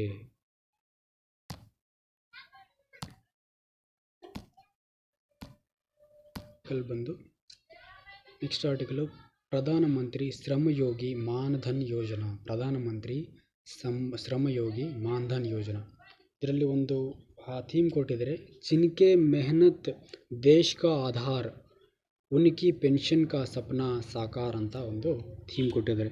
ಜಿನ್ಕೆ ಮೆಹನತ್ ದೇಶ್ ಕಾ ಆಧಾರ್ ಉನ್ಕಿ ಪೆನ್ಷನ್ ಕಾ ಸಪ್ನಾ ಸಾಕಾರ್. ಸೊ ಇದನ್ನು ಪ್ರಧಾನಮಂತ್ರಿ ಶ್ರಮಯೋಗಿ ಮಾನ್ಧನ್ ಯೋಜನೆ ಅನ್ನೋದು ಸ್ಪೆಷಲಿ ಇದೊಂದು ಏನಪ್ಪ ಅಂತಂದರೆ ಪೆನ್ಷನ್ ಸ್ಕೀಮ್. ಇದು ಯಾವ ಸ್ಕೀಮು? ಪೆನ್ಷನ್ ಸ್ಕೀಮ್ ಅಂತ ಕನ್ಸಿಡರ್ ಮಾಡ್ತೀವಿ ನಾವು ಇದನ್ನು, ಪೆನ್ಷನ್ ಸ್ಕೀಮ್. ಓಕೆ. ಸೊ ಇದರ ಯಾವ ಒಂದು ಸಚಿವಾಲಯದಲ್ಲಿ ತೊಗೊಂಬಂದಿದ್ರೆ ministry of labour and employment. Ministry of labour and employment ಅನ್ನೋ ಒಂದು ಸಚಿವಾಲಯ ತೊಗೊಂಬಂದಿದೆ ನ್ಯಾಷನಲ್ ಪೆನ್ಷನ್ ಸ್ಕೀಮ್. ಇದು ಫಾರ್ ಯಾರಿಗೆ ಅಂತಂದರೆ ಟ್ರೇಡರ್ಸ್, ವ್ಯಾಪಾರಿಗಳಿಗೆ, ಆಮೇಲೆ ಉದ್ಯೋಮಿಗಳಿಗೆ, ಸೆಲ್ಫ್ ಎಂಪ್ಲಾಯ್ಡ್ ಪರ್ಸನ್ಸು, ಟ್ರೇಡರ್ಸು, ಇವರಿಗೆಲ್ಲ ಯೂಸ್ ಆಗುವಂಥದ್ದು. ನೆಕ್ಸ್ಟ್ ಇದು ಏನಕ್ಕೆ ಯೂಸ್ ಆಗುತ್ತೆ ಅಂದರೆ securing the future of about 3 crore shopkeepers. ಯಾರು ಫ್ಯೂಚರ್ನ ಸೆಕ್ಯೂರ್ ಮಾಡೋಕ್ಕಿರುವಂಥದ್ದು? Shopkeepers. ಕಿರಾಣಿ ಅಂಗಡಿಯವರು ಇರ್ತಾರಲ್ಲ, ಕಿರಾಣಿ ಶಾಪ್ಕೀಪರ್ಸು, ಆಮೇಲೆ ಚಿಲ್ಲರೆ ವ್ಯಾಪಾರಿಗಳು, ಆಮೇಲೆ ಸೆಲ್ಫ್ ಎಂಪ್ಲಾಯ್ಡ್ ಪರ್ಸನ್ಸು, ತನ್ನದೇ ಬಿಸ್ನೆಸ್ ಆಗಿ ಮಾಡ್ಕೊತಾರೆ ಅವರು ಇನ್ನು ದೇಶದಲ್ಲಿ. ಸೊ ಇದನ್ನು ಯಾರು ಮಾಡಿದೆ ಅಂದರೆ ಮೋದಿ ಗೌರ್ಮೆಂಟ್, ಅಂದರೆ ಸೆಂಟ್ರಲ್ ಗೌರ್ಮೆಂಟ್ ಮಾಡಿದೆ. ಸೊ ಸ್ಪೆಷಲಿ ಯಾರನ್ನ ಟಾರ್ಗೆಟ್ ಮಾಡಿದರೆ ಶಾಪ್ಕೀಪರ್ಸು, ಆಮೇಲೆ ರಿಟೇಲರ್ಸ್ ಅಂದರೆ ಚಿಲ್ಲರೆ ವ್ಯಾಪಾರಿಗಳು, ಸ್ವಂತ ಉದ್ಯೋಗ ಮಾಡಿಕೊಂಡಿರುವವರು, ಅವ್ರನ್ನೆಲ್ಲನೂ ಓವರಾಲ್ ಆಗಿ 3 crore ನಾಗರಿಕರನ್ನೆಲ್ಲ ಟಾರ್ಗೆಟ್ ಮಾಡಿ 3 crore ಬೆನಿಫಿಟ್ ಕೊಡಬೇಕು, ಫ್ಯೂಚರಲ್ಲಿ ಇವರಿಗೆ ಒಂದು ರಕ್ಷಣೆ ಕೊಡಬೇಕು ಅಂತ ಟಾರ್ಗೆಟ್ ಮಾಡಿದ್ದಾರೆ. ಇದರಲ್ಲಿ ಮುಖ್ಯ ಲಕ್ಷಣಗಳೇನಪ್ಪ, ಮೇನ್ ಫೀಚರ್ಸ್ ಏನಿದಾವೆ ಅಂತಂದರೆ assured pension of 3000 per month after age of 60 years. 60 ವರ್ಷ ದಾಟಿದ ನಂತರ ಪೆನ್ಷನ್ ಎಷ್ಟು ಕೊಡಬೇಕು, 3000. So next voluntary and contributory pension ಕೊಡಬೇಕು, ವಾಲಂಟರಿ ಮತ್ತು ಕಾಂಟ್ರಿಬ್ಯೂಟರಿ ಪೆನ್ಷನ್ ಕೊಡಬೇಕು. Government of India will also contribute equally, government of India ಕೂಡ ಈಕ್ವಲ್ ಆಗಿ ಇವರಿಗೆ ಪೆನ್ಷನ್ನ ಕೊಡ್ತದೆ.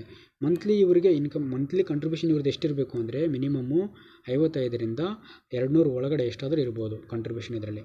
ಸೊ ಪೇಮೆಂಟ್ ಆಫ್ ಪೆನ್ಷನ್ ಯಾರು ಕೊಡ್ತಿರ್ತಾರೆ, ಇದನ್ನು ಯಾರು ಮ್ಯಾನೇಜ್ ಮಾಡ್ತಿರ್ತಾರೆ ಅಂದರೆ ಈ ಪೆನ್ಷನ್ನ LIC ಅವರು ಮಾಡ್ತಿರ್ತಾರೆ ಮ್ಯಾನೇಜನ್ನು. ಸೊ ಅದೇ ನೆಕ್ಸ್ಟು ಎಲಿಜಿಬಿಲಿಟಿ ಯಾರು, ಇದಕ್ಕೆ ಅರ್ಹರು ಯಾರಪ್ಪ ಅಂದರೆ ಏಜು 18ರಿಂದ 14 ವರ್ಷದಲ್ಲಿರುವಂಥ ಯಾರು ಬೇಕಾದರೂ ಅದನ್ನು ಅಪ್ಲೈ ಮಾಡ್ಬೋದು. ಟರ್ನೋವರು ವಾರ್ಷಿಕವಾಗಿ ಟರ್ನೋವರು 1.5 ಕೋಟಿಗಿಂತ ಆ್ಯನ್ಯುವಲ್ ಟರ್ನೋವರು ಕಡಿಮೆ ಅಂತ ಇರಬೇಕು. ಸೊ ನೆಕ್ಸ್ಟು ಇವರು should not be a member of EPFO, ESIC, NPS government funded, Pradhan Mantri Shram Yogi Maandhan or should not be income tax payer. ಇವು ಮೇಲಿನ EPFದು ಮತ್ತು ESIದು, NPS, PMSY ಇವು ಯಾವುದ್ರದ್ದು ಮೆಂಬರ್ ಆಗಿರಬಾರ್ದು ಮತ್ತು ಅದರ ಜೊತೆಗೆ ಇವರು ಇನ್ಕಮ್ ಟ್ಯಾಕ್ಸನ್ನು ಕೊಡುವಂಥವ್ರು ಆಗಿರಬಾರ್ದು. Should not be a income tax payer. So ಇದೆಲ್ಲನೂ ಕಂಡೀಷನ್ಸು ಇದರಲ್ಲಿ ಎಲಿಜಿಬಲ್ ಆಗೋಕ್ಕೆ ಒಂದು ಬೇಕಾಗಿರುವಂಥ ಒಂದು ಕ್ರೈಟೇರಿಯಾ. ಅದಾದ ನಂತರ ಯಾವ ಥರ ಎನ್ರೋಲ್ ಮಾಡ್ಕೋಬೇಕು ಇದನ್ನು, ಇಲ್ಲಿ ನಾವು ಏನು ಸಿಂಪಲ್ಲಾಗಿ ಒಂದು ಆಧಾರ್ ಕಾರ್ಡ್ ತೊಗೊಂಡು ಹೋಗಬೇಕು, ಆಮೇಲೆ ಸೇವಿಂಗ್ ಅಥವಾ ಜನ್ಧನ್ ಅಕೌಂಟು ಅಥವಾ ಸೇವಿಂಗ್ ಬ್ಯಾಂಕ್ ಅಕೌಂಟ್ ಯಾವುದಾದ್ರೂ ಒಂದು ಪಾಸ್ಬುಕ್ ತೊಗೊಂಡೋಗಿ, ಸೊ ನಿಯರೆಸ್ಟ್ ಇರುವಂತಹ ಒಂದು ಯಾವುದಾದ್ರೂ ಕಾಮನ್ ಸರ್ವಿಸ್ ಸೆಂಟ್ರಿಗೆ ಹೋದರೆ ಅಲ್ಲಿ ಅವರು ಪ್ರೋಸೆಸ್ ಏನಿರುತ್ತೆ ಅವೆಲ್ಲ ಮಾಡಿಕೊಡ್ತಾರೆ. ಏನೇನು ಬೇಕು ಏನೇನಿಲ್ಲ, ನಿಮ್ಮ ಇನ್ಕಮ್ ಎಷ್ಟಿದೆ, ಏಜ್ ಎಷ್ಟಿದೆ, 18 to 14 ಇದೆಯಾ ಇಲ್ಲ ಅವೆಲ್ಲ ಚೆಕ್ ಮಾಡಿ ವಿತಿನ್ 3 to 5 minutesಲ್ಲಿ ಇದನ್ನು ಮಾಡಿಕೊಡ್ತಾರೆ. ಸೊ ಓಕೆನಾ.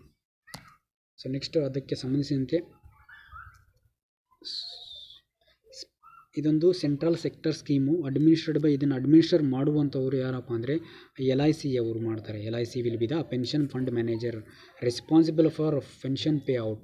The scheme seeks to benefit around 42 crore workers, 42 ಕೋಟಿ ವರ್ಕರ್ಸ್ನನ್ನು ಇದನ್ನು ಬೆನಿಫಿಟ್ ಕೊಡಬೇಕು, ಫಲಾನುಭವಿಗಳನ್ನು ಒಳಗೊಂಡಿದೆ. ಎಷ್ಟು ಜನ, 42 ಕೋಟಿ from unorganised sector of the country. ದೇಶದಲ್ಲಿರುವಂತಹ ಎಷ್ಟು ಅಸಂಘಟಿತ ವಲಯದ ಒಂದು ಇದ್ದಾರೆ ಇವರು 42 ಕೋಟಿ ವರ್ಕರ್ಸು ಅಸಂಘಟಿತ ವಲಯಕ್ಕೆ ಸೇರಿಸಿದವರಿದ್ದಾರೆ, ಅವರನ್ನೆಲ್ಲ ಇದು ಒಳಗೊಂಡಿರುತ್ತದೆ. ಸೊ ಯಾರ್ಯಾರು ಎಲಿಜಿಬಲ್ ಅಂದರೆ ಈಗ ಆಲ್ರೆಡಿ ಹೇಳಿದ್ದೀನಿ, 18 to 40 years ಇರುವಂಥವರು, ಆಮೇಲೆ ಅನ್ಆರ್ಗನೈಸ್ಡ್ ವರ್ಕರ್ಸ್ ಯಾರಂದರೆ ಹೋಮ್ ಬೇಸ್ಡ್ ವರ್ಕರ್ಸ್, ಮನೆ ಕೆಲಸ ಮಾಡೋರು, ಸ್ಟ್ರೀಟ್ ವೆಂಡರ್ಸು, ಆಮೇಲೆ ಮಿಡ್ ಡೇ ಮೀಲ್ ವರ್ಕರ್ಸು, ಮಧ್ಯಾಹ್ನ ಬಿಸಿ ಊಟಲ್ಲಿ ವರ್ಕ್ ಮಾಡುವಂಥವ್ರು, ಹೆಡ್ ಲೋಡರ್ಸು, ಲ್ಯಾಂಡ್ಲೆಸ್ ಲೇಬರರ್ಸ್, ಭೂಮಿ ಇಲ್ಲದೆ ಇರುವಂಥ ಲೇಬರರ್ಸು. ನೆಕ್ಸ್ಟು ಅದೇ ತರಹ ಬೇರೆ ಬೇರೆ ವೃತ್ತಿಗಳಲ್ಲಿ ವರ್ಕ್ ಮಾಡೋರು. ಮಿನಿಮಮ್ ಮಂತ್ಲಿ ಇನ್ಕಮ್ ಅವ್ರದ್ದು ಎಷ್ಟಾಗಿರಬೇಕು ಅಂದರೆ ಮಂತ್ಲಿ ಇನ್ಕಮ್ಮು 15,000 ಇರಬೇಕು ಮಿನಿಮಮ್ ಅವ್ರದ್ದು, ಓಕೆನಾ. ಅಥವಾ ಅದಕ್ಕಿಂತ ಕಡಿಮೆ ಇದ್ದರೂ ನಡೀತದೆ, 15K ಅಥವಾ ಲೆಸ್, ಅದಕ್ಕಿಂತ ಕಡಿಮೆ. ಇವರು ಎಷ್ಟು ಏಜ್ ಆಗಿರಬೇಕಂದ್ರೆ 18 to 40 ಏಜ್ ಆಗಿರಬೇಕು. ಸೊ ಓಕೆ, ಅವ್ರು ಏನಾಗಿರ್ಬೇಕಂದ್ರೆ required to have a mobile phone ಇರಬೇಕು, ಅವ್ರ ಹತ್ರ ಸೇವಿಂಗ್ ಬ್ಯಾಂಕ್ ಅಕೌಂಟ್ ಇರಬೇಕು ಮತ್ತು ಆಧಾರ್ ನಂಬರ್ ಕೂಡ ಇರಬೇಕು. They should not B cover under new pension scheme. New pension scheme ಅಂತ ಇರುತ್ತೆ ಅದರಲ್ಲಿ ಕವರ್ ಆಗಿರಬಾರ್ದು. ಆಮೇಲೆ ESIC, EPFO ಇದರಲ್ಲಿ ಯಾವುದರಲ್ಲಿ ಮೆಂಬರ್ ಆಗಿರಬಾರ್ದು. ನೆಕ್ಸ್ಟ್ ಟ್ಯಾಕ್ಸ್ ಪೇಯರ್ ಆಗಿರಬಾರ್ದು. ಏನಪ್ಪ ಇದರದ್ದು ಲಕ್ಷಣಗಳು, ಫ್ಯೂಚರ್ಸ್ ಏನಿದಾವೆ ಅಂತಂದರೆ ಮಿನಿಮಮ್ ಅಶ್ಯೂರ್ಡ್ ಪೆನ್ಷನ್ ಎಷ್ಟು ಬರುತ್ತೆ ಅಂದರೆ ಇವರಿಗೆ ಮಿನಿಮಮ್ ಪೆನ್ಷನು 3000 ಮಂತ್ಲಿ ಬರುತ್ತೆ. ಯಾವಾಗ, 60 ವರ್ಷ ದಾಟಿದ ನಂತರ.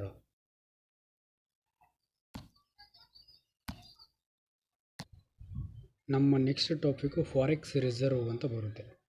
ಫಾರೆಕ್ಸ್ ರಿಸರ್ವ್ ಅಂದರೆ ಫಾರಿನ್ ಎಕ್ಸ್ಚೇಂಜ್ ರಿಸರ್ವ್ ಅಂತ, ಕನ್ನಡದಲ್ಲಿ ಇದನ್ನು ವಿದೇಶಿ ವಿನಿಮಯ ಸಂಗ್ರಹ ಅಂತ ಕರೀತಾರೆ. ಏನಂತೀವಿ, ವಿದೇಶಿ ವಿನಿಮಯ ಸಂಗ್ರಹ, ವಿದೇಶಿ ವಿನಿಮಯ ಸಂಗ್ರಹ.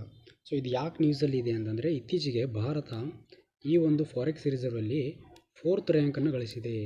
ಎಷ್ಟನೇ ರ್ಯಾಂಕು, 4th ರ್ಯಾಂಕನ್ನು ಗಳಿಸಿದೆ. ನೆಕ್ಸ್ಟು ಅದಲ್ಲದೆ next according to the recent data from the Reserve Bank of India, India's foreign exchange forex reserve surged by $5 billion to 609 billion on in the week ended 25th June 2021. ಈ ಒಂದು 5 billion ಇರುವಂತಹದ್ದು June 25th ಒಳಗಡೆ ಎಷ್ಟಾಗಿದೆ ಅಂದರೆ 609 billion ಆಗಿದೆ. ಅಂದರೆ ಇದು increase ಆಗಿದೆ. ಇಲ್ಲಿ ಇಷ್ಟಿದ್ದು ಅದು ಇನ್ಕ್ರೀಸ್ ಆಗಿದೆ. ನಮ್ಮದು ಫಾರೆಕ್ಸ್ ರಿಸರ್ವು, ನಮ್ಮದು ಹಣ ಜಾಸ್ತಿ ಆಗಿದೆ ಅಂತ ಹೇಳ್ತಿದ್ದಾರೆ. ಸೊ ಯಾವುದರಲ್ಲಿ ಇನ್ಕ್ರೀಸ್ ಆಗಿದೆ ಅಂತಂದರೆ increase in the foreign currency assets. ಯಾವ ಕರೆನ್ಸಿ ಅಸೆಟ್ಸು? ಫಾರಿನ್ ಕರೆನ್ಸಿ ಅಸೆಟ್ಸಲ್ಲಿ ಸತತವಾಗಿ ಇನ್ಕ್ರೀಸ್ ಆಗಿದೆ, ಈ ಥರ ಇನ್ಕ್ರೀಸ್ ಆಗ್ತಾ ಹೋಗಿದೆ ಅಂತ ಹೇಳಿದ್ದಾರೆ. ಸೊ ಓಕೆನಾ. ಸೊ ಏನು ಇದು ಫಾರಿನ್ ಕರೆನ್ಸಿ ಅಂತಂದ್ರೆ ಏನು, ಅಸೆಟ್ ಅಂದರೆ ಏನು, ನೆಕ್ಸ್ಟು ಇದು ಫಾರೆಕ್ಸ್ ರಿಸರ್ವ್ ಅಂದರೆ ಏನು, ಇವೆಲ್ಲ ಒಂದೊಂದಾಗಿ ನೋಡ್ತಾ ಹೋಗೋಣ ಈಗ. ಸೊ ಇದು ಫಾರಿನ್ ಕರೆನ್ಸಿ ಅಸೆಟ್ ಅನ್ನೋದು ಒಂದು major component of overall reserves. So next ಒಂದೊಂದಾಗಿ ಹೇಳ್ತಾ ಹೋಗೋಣ. ಫಾರಿನ್ ಕರೆನ್ಸಿ ಅಸೆಟ್ ಅಂದರೆ ಏನು, ಫಾರೆಕ್ಸ್ ರಿಸರ್ವ್ ಅಂದ್ರೆ ಏನು, ಒಂದೊಂದಾಗಿ ನೋಡೋಣ. ಇದನ್ನು ನೋಡುವಂತಹ ಪೂರ್ವದಲ್ಲಿ ಅದನ್ನು ಫಾರೆಕ್ಸ್ ರಿಸರ್ವ್ ಅಂತ ಅಂದರೆ ಏನು ಅಂತ ನೋಡೋದಕ್ಕಿಂತ ಮುಂಚಿತವಾಗಿ ನಮಗೆ ಬ್ಯಾಲೆನ್ಸ್ ಆಫ್ ಪೇಮೆಂಟ್ ಅಂತ ಒಂದು ಬರುತ್ತೆ. ಓಕೆನಾ. ಬ್ಯಾಲೆನ್ಸ್ ಆಫ್ ಪೇಮೆಂಟ್ ಅಂದರೆ ಇದನ್ನು ಕನ್ನಡದಲ್ಲಿ ಸಂದಾಯ ಬಾಕಿ ಅಥವಾ ಸಂದಾಯ ಶಿಲ್ಕು, ಪಾವತಿ ಶಿಲ್ಕು ಅಂತ ಕರಿತೀವಿ. ಏನಂತೀವಿ? ಸಂದಾಯ ಬಾಕಿ ಅಥವಾ ಪಾವತಿ ಶಿಲ್ಕು ಅಂತ ಕರಿತೀವಿ. ಇದರಲ್ಲಿ ಏನಿಲ್ಲ, ಕರೆಂಟ್ ಅಕೌಂಟು ಮತ್ತು ಕ್ಯಾಪಿಟಲ್ ಅಕೌಂಟ್ ಅಂತ ಎರಡು ಅಕೌಂಟ್ಗಳು ಬರ್ತವೆ. ಇದು ಡೇ ಟು ಡೇ ಟ್ರಾನ್ಸಾಕ್ಷನ್ ನಡೀತಿದೆ, ಆದರೆ ಇದರಲ್ಲಿ ಡೇ ಟು ಡೇ ಟ್ರಾನ್ಸಾಕ್ಷನ್ನು ನಡೆಯೋದಿಲ್ಲ. ಇದು ಡೊಮೆಸ್ಟಿಕ್ ಆಗಿ ನಡೆಯುವಂಥ ಟ್ರಾನ್ಸಾಕ್ಷನ್ ಆಗಿದ್ದರೆ ಇದು ಕ್ಯಾಪಿಟಲ್ ಅಕೌಂಟಲ್ಲಿ ಫಾರಿನ್ ಕಂಟ್ರಿಗೆ ಸಂಬಂಧಿಸಿದಂತೆ ವಿದೇಶಕ್ಕೆ ಸಂಬಂಧಿಸಿದಂತಹ ಒಂದು ಟ್ರಾನ್ಸಾಕ್ಷನ್ಗಳು ನಡೀತಾ ಇರ್ತವೆ. ಸೊ ಈ ಕ್ಯಾಪಿಟಲ್ ಅಕೌಂಟಲ್ಲಿ ನಮಗೆ ಏನು ನೋಡ್ತೀವಿ, ಇಲ್ಲಿ ಫಾರೆಕ್ಸ್ ರಿಸರ್ವ್ ಅಂತ ನೋಡಬಹುದು. ಎಲ್ಲಿ? ಈ ಒಂದು ಫಾರೆಕ್ಸ್ ರಿಸರ್ವ್ ಅಂತ ಇದರಲ್ಲಿ ನೋಡಬಹುದು. ಸೊ ಓಕೆನಾ. ಫಾರೆಕ್ಸ್ ರಿಸರ್ವ್ನ ನೋಡ್ಬೋದು. ಓಕೆ.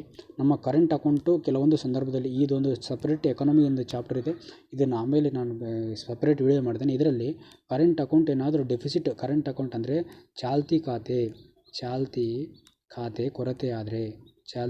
ಕೊರತೆ ಆದರೆ ಏನು ಮಾಡ್ತೀವಿ ನಾವು? ದುಡ್ಡನ್ನು ತೊಗೋತೀವಿ. ಎಲ್ಲಿಂದ? ಈ ಫಾರೆಕ್ಸ್ ರಿಸರ್ವ್ ಕ್ಯಾಪಿಟಲ್ ಅಕೌಂಟಲ್ಲಿರುವಂತಹ ಫಾರೆಕ್ಸ್ ರಿಸರ್ವಿಂದ ಹಣವನ್ನು ಪಡಿತೀವಿ. ಯಾವುದನ್ನು ಭರ್ತಿ ಮಾಡಲು? ಚಾಲ್ತಿ ಖಾತೆಯಲ್ಲಿರುವಂತಹ ಕರೆಂಟ್ ಅಕೌಂಟನ್ನು ಡೆಫಿಸಿಟನ್ನು ತುಂಬಲು ತೊಗೊಂಡಿರ್ತೀವಿ. ಇದಂತೂ ಬೇಸಿಕ್ ನಮಗೆ ಗೊತ್ತಿರಬೇಕು. ಸೊ ನಮಗೆ ಇವಾಗ ಒಂದು ಐಡಿಯಾ ಬಂತು. ಇದು ಎಲ್ಲಿತ್ತು? ಭಾರತದ ಫಾರಿನ್ ಕಂಟ್ರಿಗೆ ಸಂಬಂಧಿಸಿದಂತೆ ವ್ಯವಹಾರ ಮಾಡುವಾಗ ನಾವು BOP ಅನ್ನು ಮಾಡ್ತೀವಿ. ಅದನ್ನು ಬ್ಯಾಲೆನ್ಸ್ ಆಫ್ ಪೇಮೆಂಟ್ ಅಂತ ಕರಿತೀವಿ. ಅದರಲ್ಲಿ ಫಾರೆಕ್ಸ್ ರಿಸರ್ವ್ ಅಂದರೆ ಫಾರಿನ್ ಎಕ್ಸ್ಚೇಂಜ್ ರಿಸರ್ವ್ ಇತ್ತು. ಅದರಿಂದ ಅಮೌಂಟ್ ಪಡೆದು ಯಾವಾಗ? ಚಾಲ್ತಿ ಖಾತೆಯ ಕೊರತೆ ಆದಾಗ ಅಂತ ಒಂದು ಗೊತ್ತಾಯಿತು. ಓಕೆ. ಫಾರೆಕ್ಸ್ ರಿಸರ್ವ್ ಅಂತಂದಿವಲ್ಲ, ಅದು ಏನಪ್ಪ ಬೇಸಿಕ್ಕಾಗಿ ಹೇಳಬೇಕು ಅಂದರೆ, ನಮ್ಮ ಒಂದು ಸ್ಮಾಲ್ ಇಲ್ಲಿ ಏನಿದೆ, ಒಂದು ಮನೆ ಇದೆ. ಓಕೆ. ಈ ಮನೆಯಲ್ಲಿ ಏನು ಮಾಡ್ತೀವಿ ನಾವು? ಸೊ ಫ್ಯಾಮಿಲಿ ಮೆಂಬರ್ಸ್ ಎಲ್ಲ ಇರ್ತೀವಿ. ಅದರಲ್ಲಿ ಏನು ಮಾಡಿರ್ತೀವಿ, ಎಲ್ಲರೂ ಒಂದು ಸ್ಮಾಲಾಗಿ ಒಂದು ಗಲ್ಲಾಪೆಟ್ಟಿಗೆ ಥರ ಮಾಡ್ಕೊಂಡಿರ್ತೀವಿ. ಅದರಲ್ಲಿ ಎಷ್ಟು ಅಮೌಂಟ್ ಹಾಕಿರ್ತೀವಿ, ಇದರಲ್ಲಿ ಒಂದು ವರ್ಷವರೆಗೂ ಇಷ್ಟೆಲ್ಲ ಹಾಕಿರ್ತೀವಿ.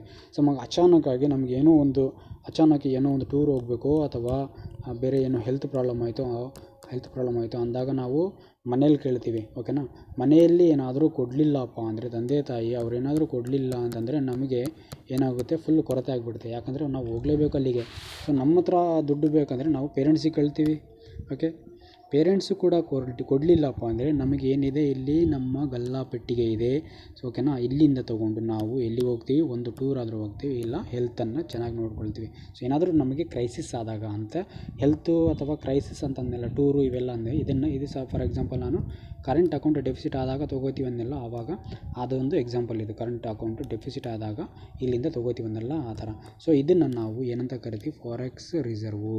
ಅಂದರೆ ನಮ್ಮ ಮನೆಯಲ್ಲಿ ಇಟ್ಟಿರುವಂತಹ ಒಂದು ಗಲ್ಲಾಪೆಟ್ಟಿಗೆ ಯಾವ ಥರನೋ, ನಮ್ಮ ಕೇಂದ್ರ ಸರ್ಕಾರ ಮತ್ತು ನಮ್ಮ RBI ಅಡಿಯಲ್ಲಿ ನಮ್ಮ RBI ಅಡಿಯಲ್ಲಿ ಇರುವಂತಹ ಒಂದು ಗಲ್ಲಾಪೆಟ್ಟಿಗೆ ಥರ ಎಲ್ಲರ ಹತ್ರ ದುಡ್ಡು ಖಾಲಿ ಆದ್ರೂ ಇಲ್ಲಿರುತ್ತೆ.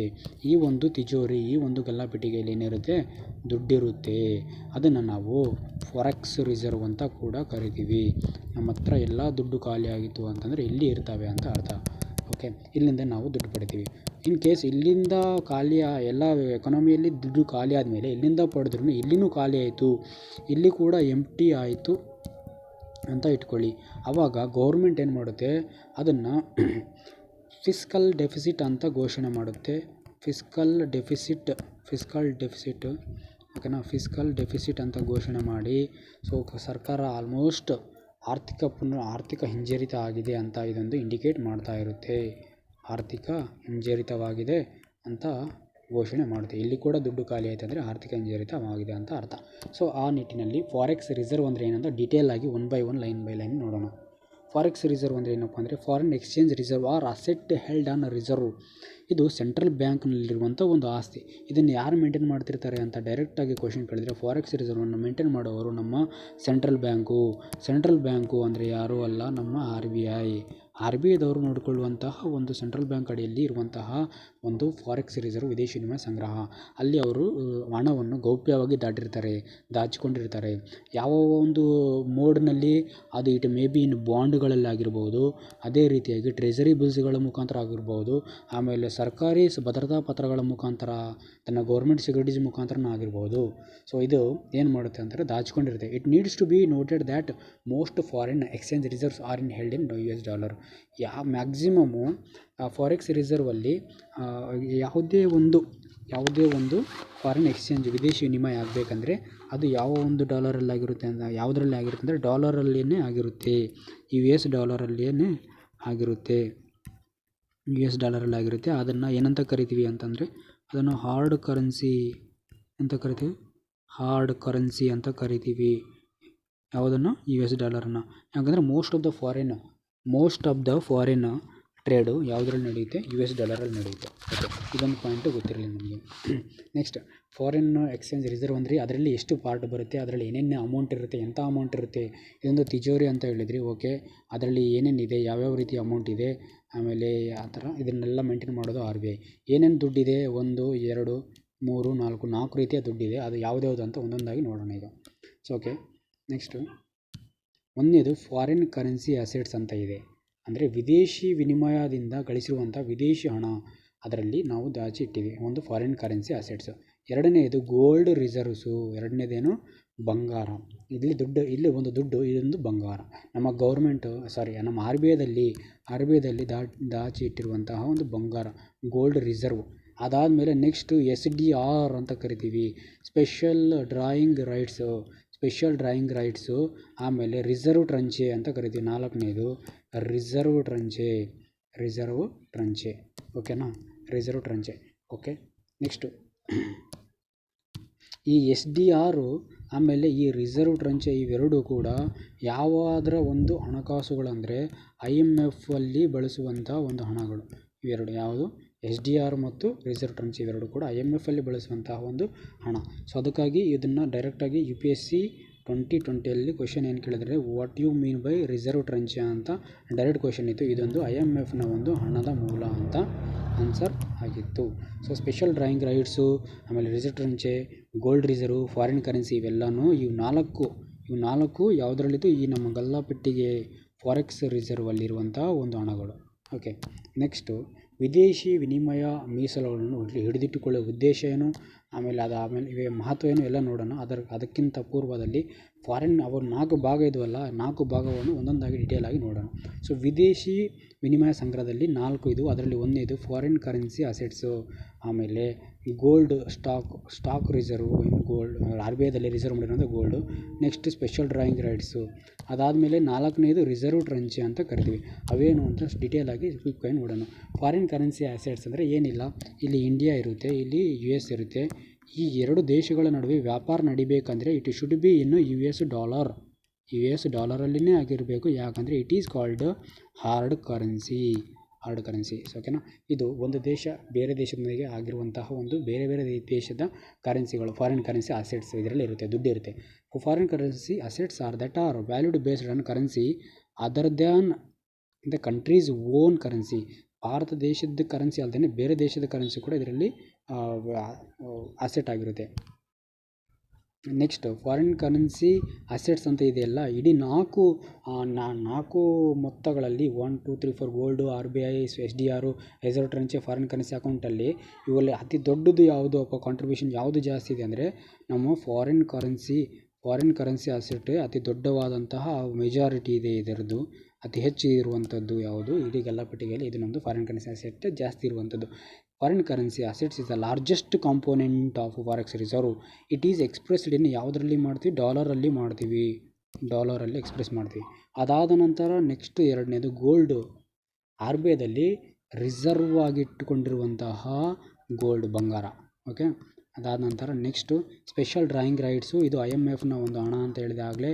ಇದನ್ನು ಪೇಪರ್ ಗೋಲ್ಡ್ ಅಂತ ಕೂಡ ಕರೀತಾರೆ. ಏನಂತ ಕರಿತೀವಿ? ಪೇಪರ್ ಗೋಲ್ಡ್ ಅಂದರೆ ಬಂಗಾರದ ಕಾಗದದ ಚಿನ್ನ ಅಂತ ಕರಿತೀವಿ. ಕಾಗದದ ಚಿನ್ನ. ಓಕೆ, ಕಾಗದದ ಚಿನ್ನ.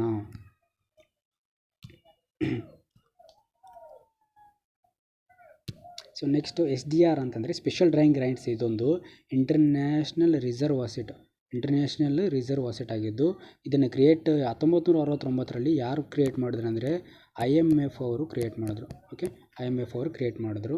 ಆ್ಯಂಡ್ ಸಪ್ಲಿಮೆಂಟ್ ಯಾರಿಗೋಸ್ಕರ? Supplement its members countries official reserve. Member ಕಂಟ್ರೀಸ್ಗೆ ಇದನ್ನು ಸಪ್ಲಿಮೆಂಟ್ ಮಾಡೋ ಸಂಬಂಧ ಇದನ್ನು ಮಾಡಿದೆ. ಅದಾದಮೇಲೆ ನೆಕ್ಸ್ಟು SDR ಅನ್ನೋದು ಒಂದು ನಾಣ್ಯ ಆದರೆ ಅದನ್ನು ಏನು ಮಾಡ್ತೀವಿ, ಒಂದು ಬಾಸ್ಕೆಟ್ ಥರ ನೋಡ್ತೀವಿ. ಅದರಲ್ಲಿ 5 ನಾಣ್ಯಗಳನ್ನು ಮಾಡ್ತೀವಿ. ಆ 5 ನಾಣ್ಯಗಳಲ್ಲಿ 1, 2, 3, 4, 5 ನಾಣ್ಯಗಳಿವೆ. ಸೊ ಅದನ್ನು ಯಾವ ಥರ ಕ್ಯಾಲ್ಕುಲೇಟ್ ಮಾಡ್ತೀವಿ, ಯಾವುದೇ ಥರ ವೇಟೇಜ್ ಇದೆ ಅದು ಬಾಸ್ಕೆಟಲ್ಲಿ ಅಂತಂದರೆ, ಮೇಜರ್ ಕರೆನ್ಸೀಸ್ ಯಾವ್ಯಾವಿದೆ ಅಂದರೆ ಒಂದು US ಡಾಲರ್ ಇದೆ, ಆಮೇಲೆ ಯೂರೋ ಇದೆ, ಜಪಾನ್ನ ಯೆನ್ ಇದೆ, ಚೈನೀಸ್ನ ಯುವಾನ್ ಇದೆ, ಬ್ರಿಟಿಷ್ನ ಪೌಂಡ್ ಇದೆ. 1, 2, 3, 4, 5 ಈ 5 ನಾಣ್ಯಗಳು ಸೇರಿ SDR ಒಂದು ವೇಟೇಜ್ ಇದೆ. Okay, so next reserve position in the international monetary fund ಅಂತ ಕರಿತೀವಿ. ಇದು ಕೂಡ IMFನ ಒಂದು ಭಾಗ ಆಗಿದೆ. ಇದನ್ನು ರಿಸರ್ವ್ ಟ್ರಂಚೆ ಪೊಸಿಷನ್ ಅಂತ ಕರೀತಾರೆ. ಏನಂತೀವಿ? ರಿಸರ್ವ್ ಟ್ರಂಚೆ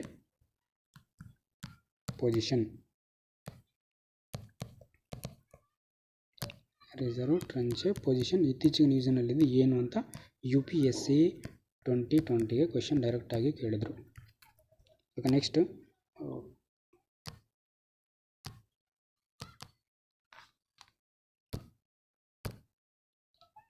ಸ್ವಲ್ಪ ಇಂಟ್ರೊಡಕ್ಷನ್ ಕೊಟ್ಟಿದ್ದೆ. ಅದರಲ್ಲಿ ಒಂದು ಕರೆಂಟ್ ಅಕೌಂಟ್ ಇರುತ್ತೆ, ಆಮೇಲೆ ನೆಕ್ಸ್ಟ್ ಇನ್ನೊಂದು ಕ್ಯಾಪಿಟಲ್ ಅಕೌಂಟ್ ಅಂತ ಇರುತ್ತೆ. ಅಂತಂದರೆ ಕರೆಂಟ್ ಅಕೌಂಟಲ್ಲಿ ವಿಸಿಬಲ್ ಮತ್ತು ಇನ್ವಿಸಿಬಲ್ ಅಂತ ಮಾಡ್ತಾರೆ. ವಿಸಿಬಲ್ ಅಂದರೆ ಕಣ್ಣಿಗೆ ಕಾಣುವಂಥದ್ದು, ಆಮೇಲೆ ಇನ್ವಿಸಿಬಲ್ ಅಂದರೆ ಕಣ್ಣಿಗೆ ಕಾಣದೇ ಇರುವಂಥದ್ದು. Crude oil, cars, mobile, computers, gold ಇವೆಲ್ಲನೂ ವಿಸಿಬಲಲ್ಲಿ ಬರುತ್ತೆ. ಇನ್ವಿಸಿಬಲಲ್ಲಿ ಸರ್ವೀಸು, ಇನ್ಕಮು, ಟ್ರಾನ್ಸ್ಫರ್ಸು ಅಂತ ಬರುತ್ತೆ. ಸೊ ನೆಕ್ಸ್ಟ್ ಕ್ಯಾಪಿಟಲ್ ಅಕೌಂಟು ತುಂಬ ಇಂಪಾರ್ಟೆಂಟ್. ಅದರಲ್ಲಿ ಇನ್ವೆಸ್ಟ್ಮೆಂಟು ಅಂದರೆ ಬೇರೆ ದೇಶದಿಂದ ನಾವು ತೊಗೊಂಡಿದ್ದು, ಬೇರೆ ದೇಶದಿಂದ ಕೊಟ್ಟದ್ದು, foreign direct investment, foreign portfolio, FFI, FII, ಆಮೇಲೆ ಬೇರೆ ದೇಶದಕ್ಕೆ ಲೋನ್ ಕೊಟ್ಟರೆ, ಮತ್ತು ಬ್ಯಾಂಕ್ ಅಕೌಂಟುಗಳು NRIಗಳಿಂದ ದುಡ್ಡು ತೊಗೊಂಡಿರೋದೆಲ್ಲ ಕ್ಯಾಪಿಟಲ್ ಅಕೌಂಟಲ್ಲಿ ಬರುತ್ತೆ. ಸ್ಪೆಷಲಿ ಕ್ಯಾಪಿಟಲ್ ಅಕೌಂಟನ್ನು ನೋಡಿದ್ರೆ ಅದರಲ್ಲಿ ಇನ್ವೆಸ್ಟ್ಮೆಂಟ್ ಮಾಡುತ್ತೆ. ಕೆಲವೊಂದು ಇನ್ವೆಸ್ಟ್ಮೆಂಟ್ ಅಂತ ಮಾಡ್ತೀವಿ. ಇನ್ವೆಸ್ಟ್ಮೆಂಟು ಬೇರೆ ದೇಶದವರು ಬರ್ತಾರೆ, ಫಾರಿನ್ ಅವರು ಬಂದು ನಮ್ಮ ದೇಶದಲ್ಲಿ ಏನಾದರೂ ಇನ್ವೆಸ್ಟ್ಮೆಂಟ್ ಮಾಡಿದ್ರೆ ಅದನ್ನು ಬಂಡವಾಳ ಹೂಡಿಕೆ ಅಂತ ಕರಿತೀವಿ. ಅದು ಎಲ್ಲಿ ಬರುತ್ತೆ ಅಂದರೆ ಕ್ಯಾಪಿಟಲ್ ಅಕೌಂಟಲ್ಲಿ ಬರುತ್ತೆ.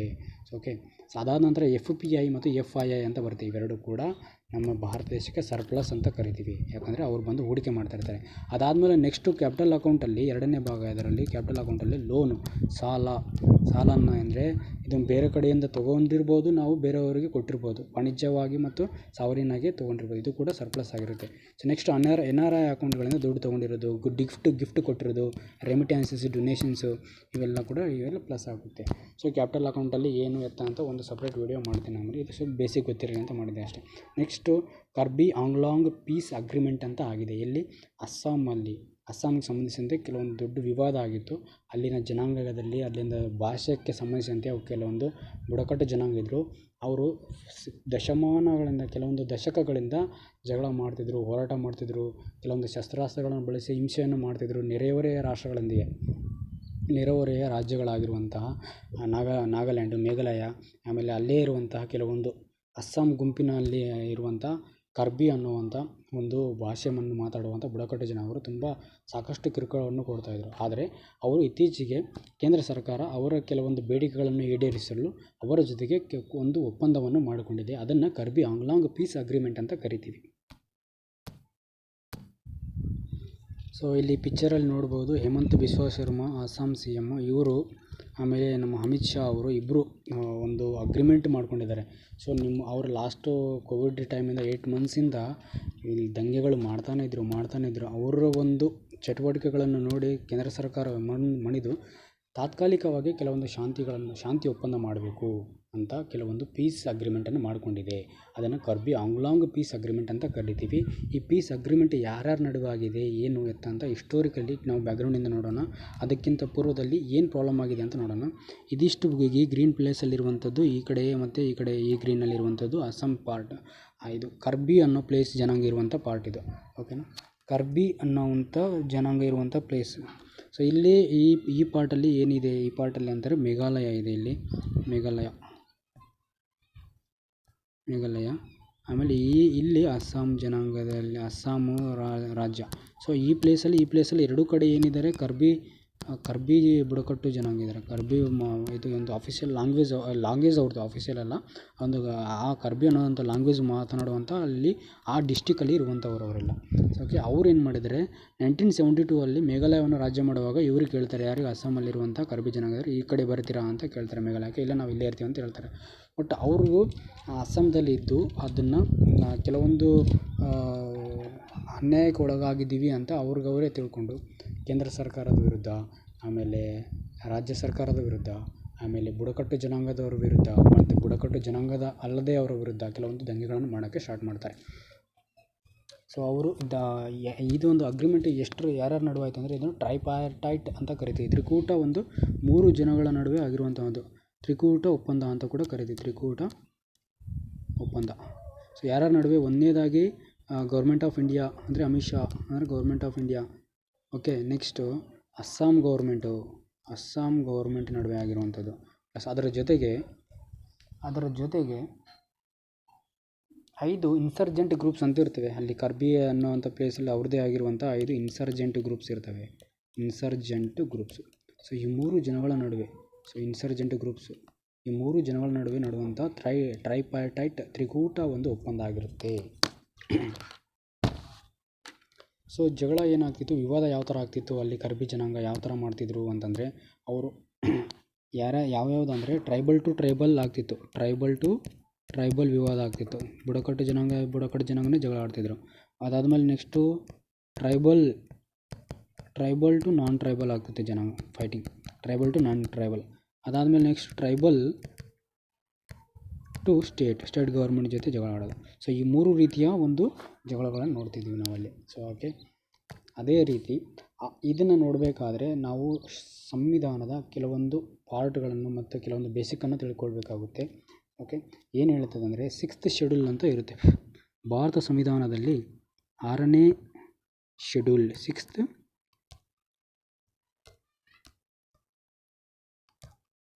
6th ಶೆಡ್ಯೂಲ್ ಅಂತ ಬರುತ್ತೆ, 6ನೇ ಅನುಸೂಚಿ.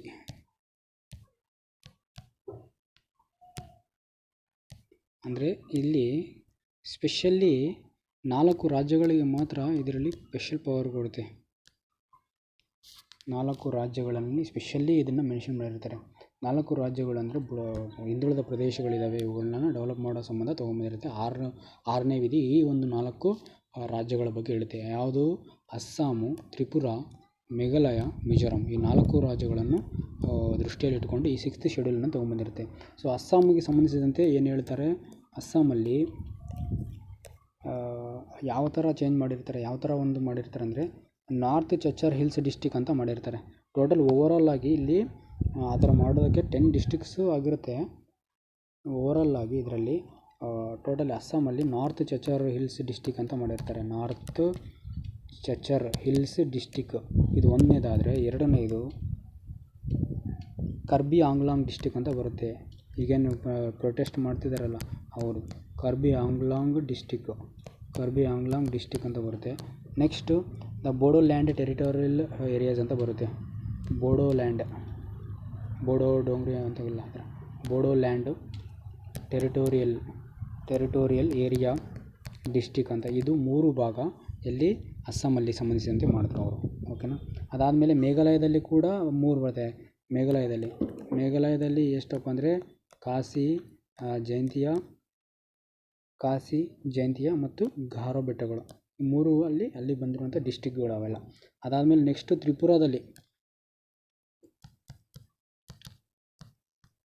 ತ್ರಿಪುರಾದಲ್ಲಿ ಎಷ್ಟು ಜನ ಅಂತಂದರೆ, ತ್ರಿಪುರಾ ಟ್ರೈಬಲ್ ರಿಜಿಸ್ಟರ್ಡ್ ಡಿಸ್ಟಿಕ್ ಅಂತ ಬರುತ್ತೆ. ತ್ರಿಪುರಾ ಟ್ರೈಬಲ್ ರಿಜಿಸ್ಟರ್ಡ್ ಡಿಸ್ಟಿಕ್ ಅಂತ ಬರುತ್ತೆ. ಸೊ ಅದಾದಮೇಲೆ next Mizoram.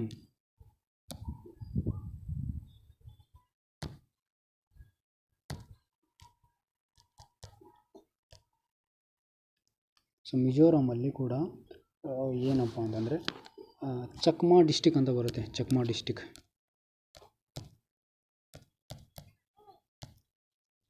ಚಕ್ಮಾ district. Next ಮವಾ district ಅಂತ ಬರುತ್ತೆ, ಮವಾ ಡಿಸ್ಟಿಕ್ಕು.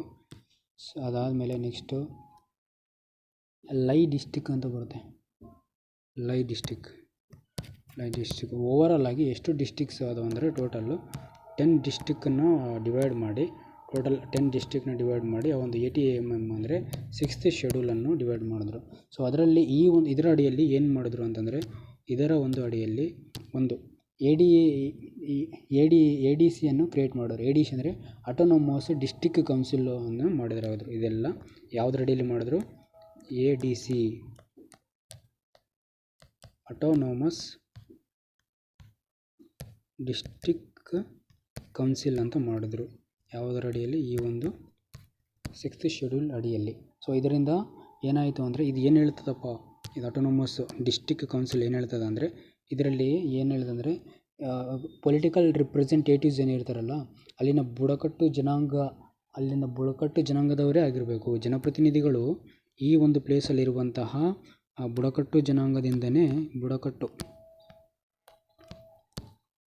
ಜನಾಂಗದಿಂದನೇ ರಾಜಕೀಯ ಪ್ರತಿನಿಧಿಗಳು ಆರಿಸಿ ಬರಬೇಕು ಅಂತ ಹೇಳಿರುತ್ತೆ. ಈ ಪರ್ಟಿಕ್ಯುಲರ್ ಎ ಡಿ ಸಿ ರಾಜಕೀಯ ಪ್ರತಿನಿಧಿಗಳು ಇಲ್ಲಿರುವಂತಹ ಒಂದು ಬುಡಕಟ್ಟು ಟ್ರೈಬಲ್ ಗ್ರೂಪ್ಸ್ಗಳಿಂದನೇ ಬಂದಿರಬೇಕು, ಆರಿಸಬೇಕು ಅಂತ ಇದನ್ನು ಮೆನ್ಷನ್ ಮಾಡಿರ್ತಾರೆ.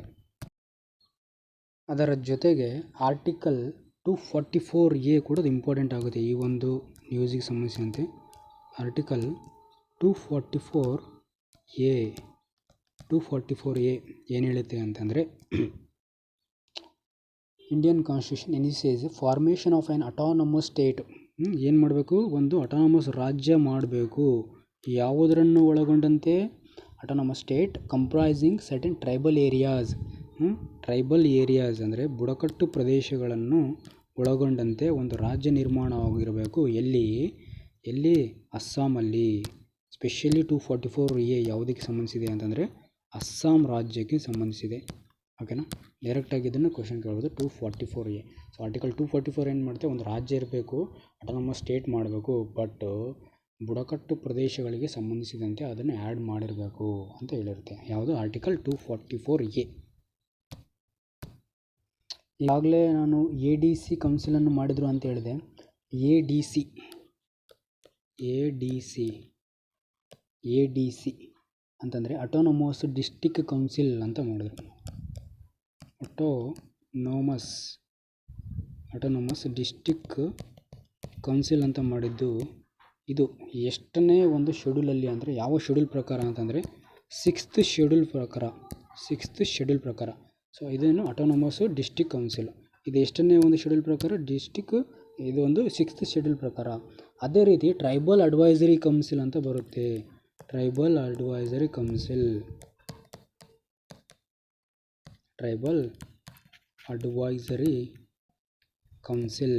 ಈ ಟ್ರೈಬಲ್ ಅಡ್ವೈಸರಿ ಕೌನ್ಸಿಲನ್ನು ಎಷ್ಟನೇ ಒಂದು ಅನುಸೂಚಿಯಲ್ಲಿ ಮಾಡಿದರು ಅಂತಂದರೆ, ವೆರಿ ಇಂಪಾರ್ಟೆಂಟ್ ಇದು, 5ನೇ ಅನುಸೂಚಿಯಲ್ಲಿ ಅಂದರೆ 5th ಶೆಡ್ಯೂಲ್ ಅಲ್ಲಿ ಮಾಡಿದರು.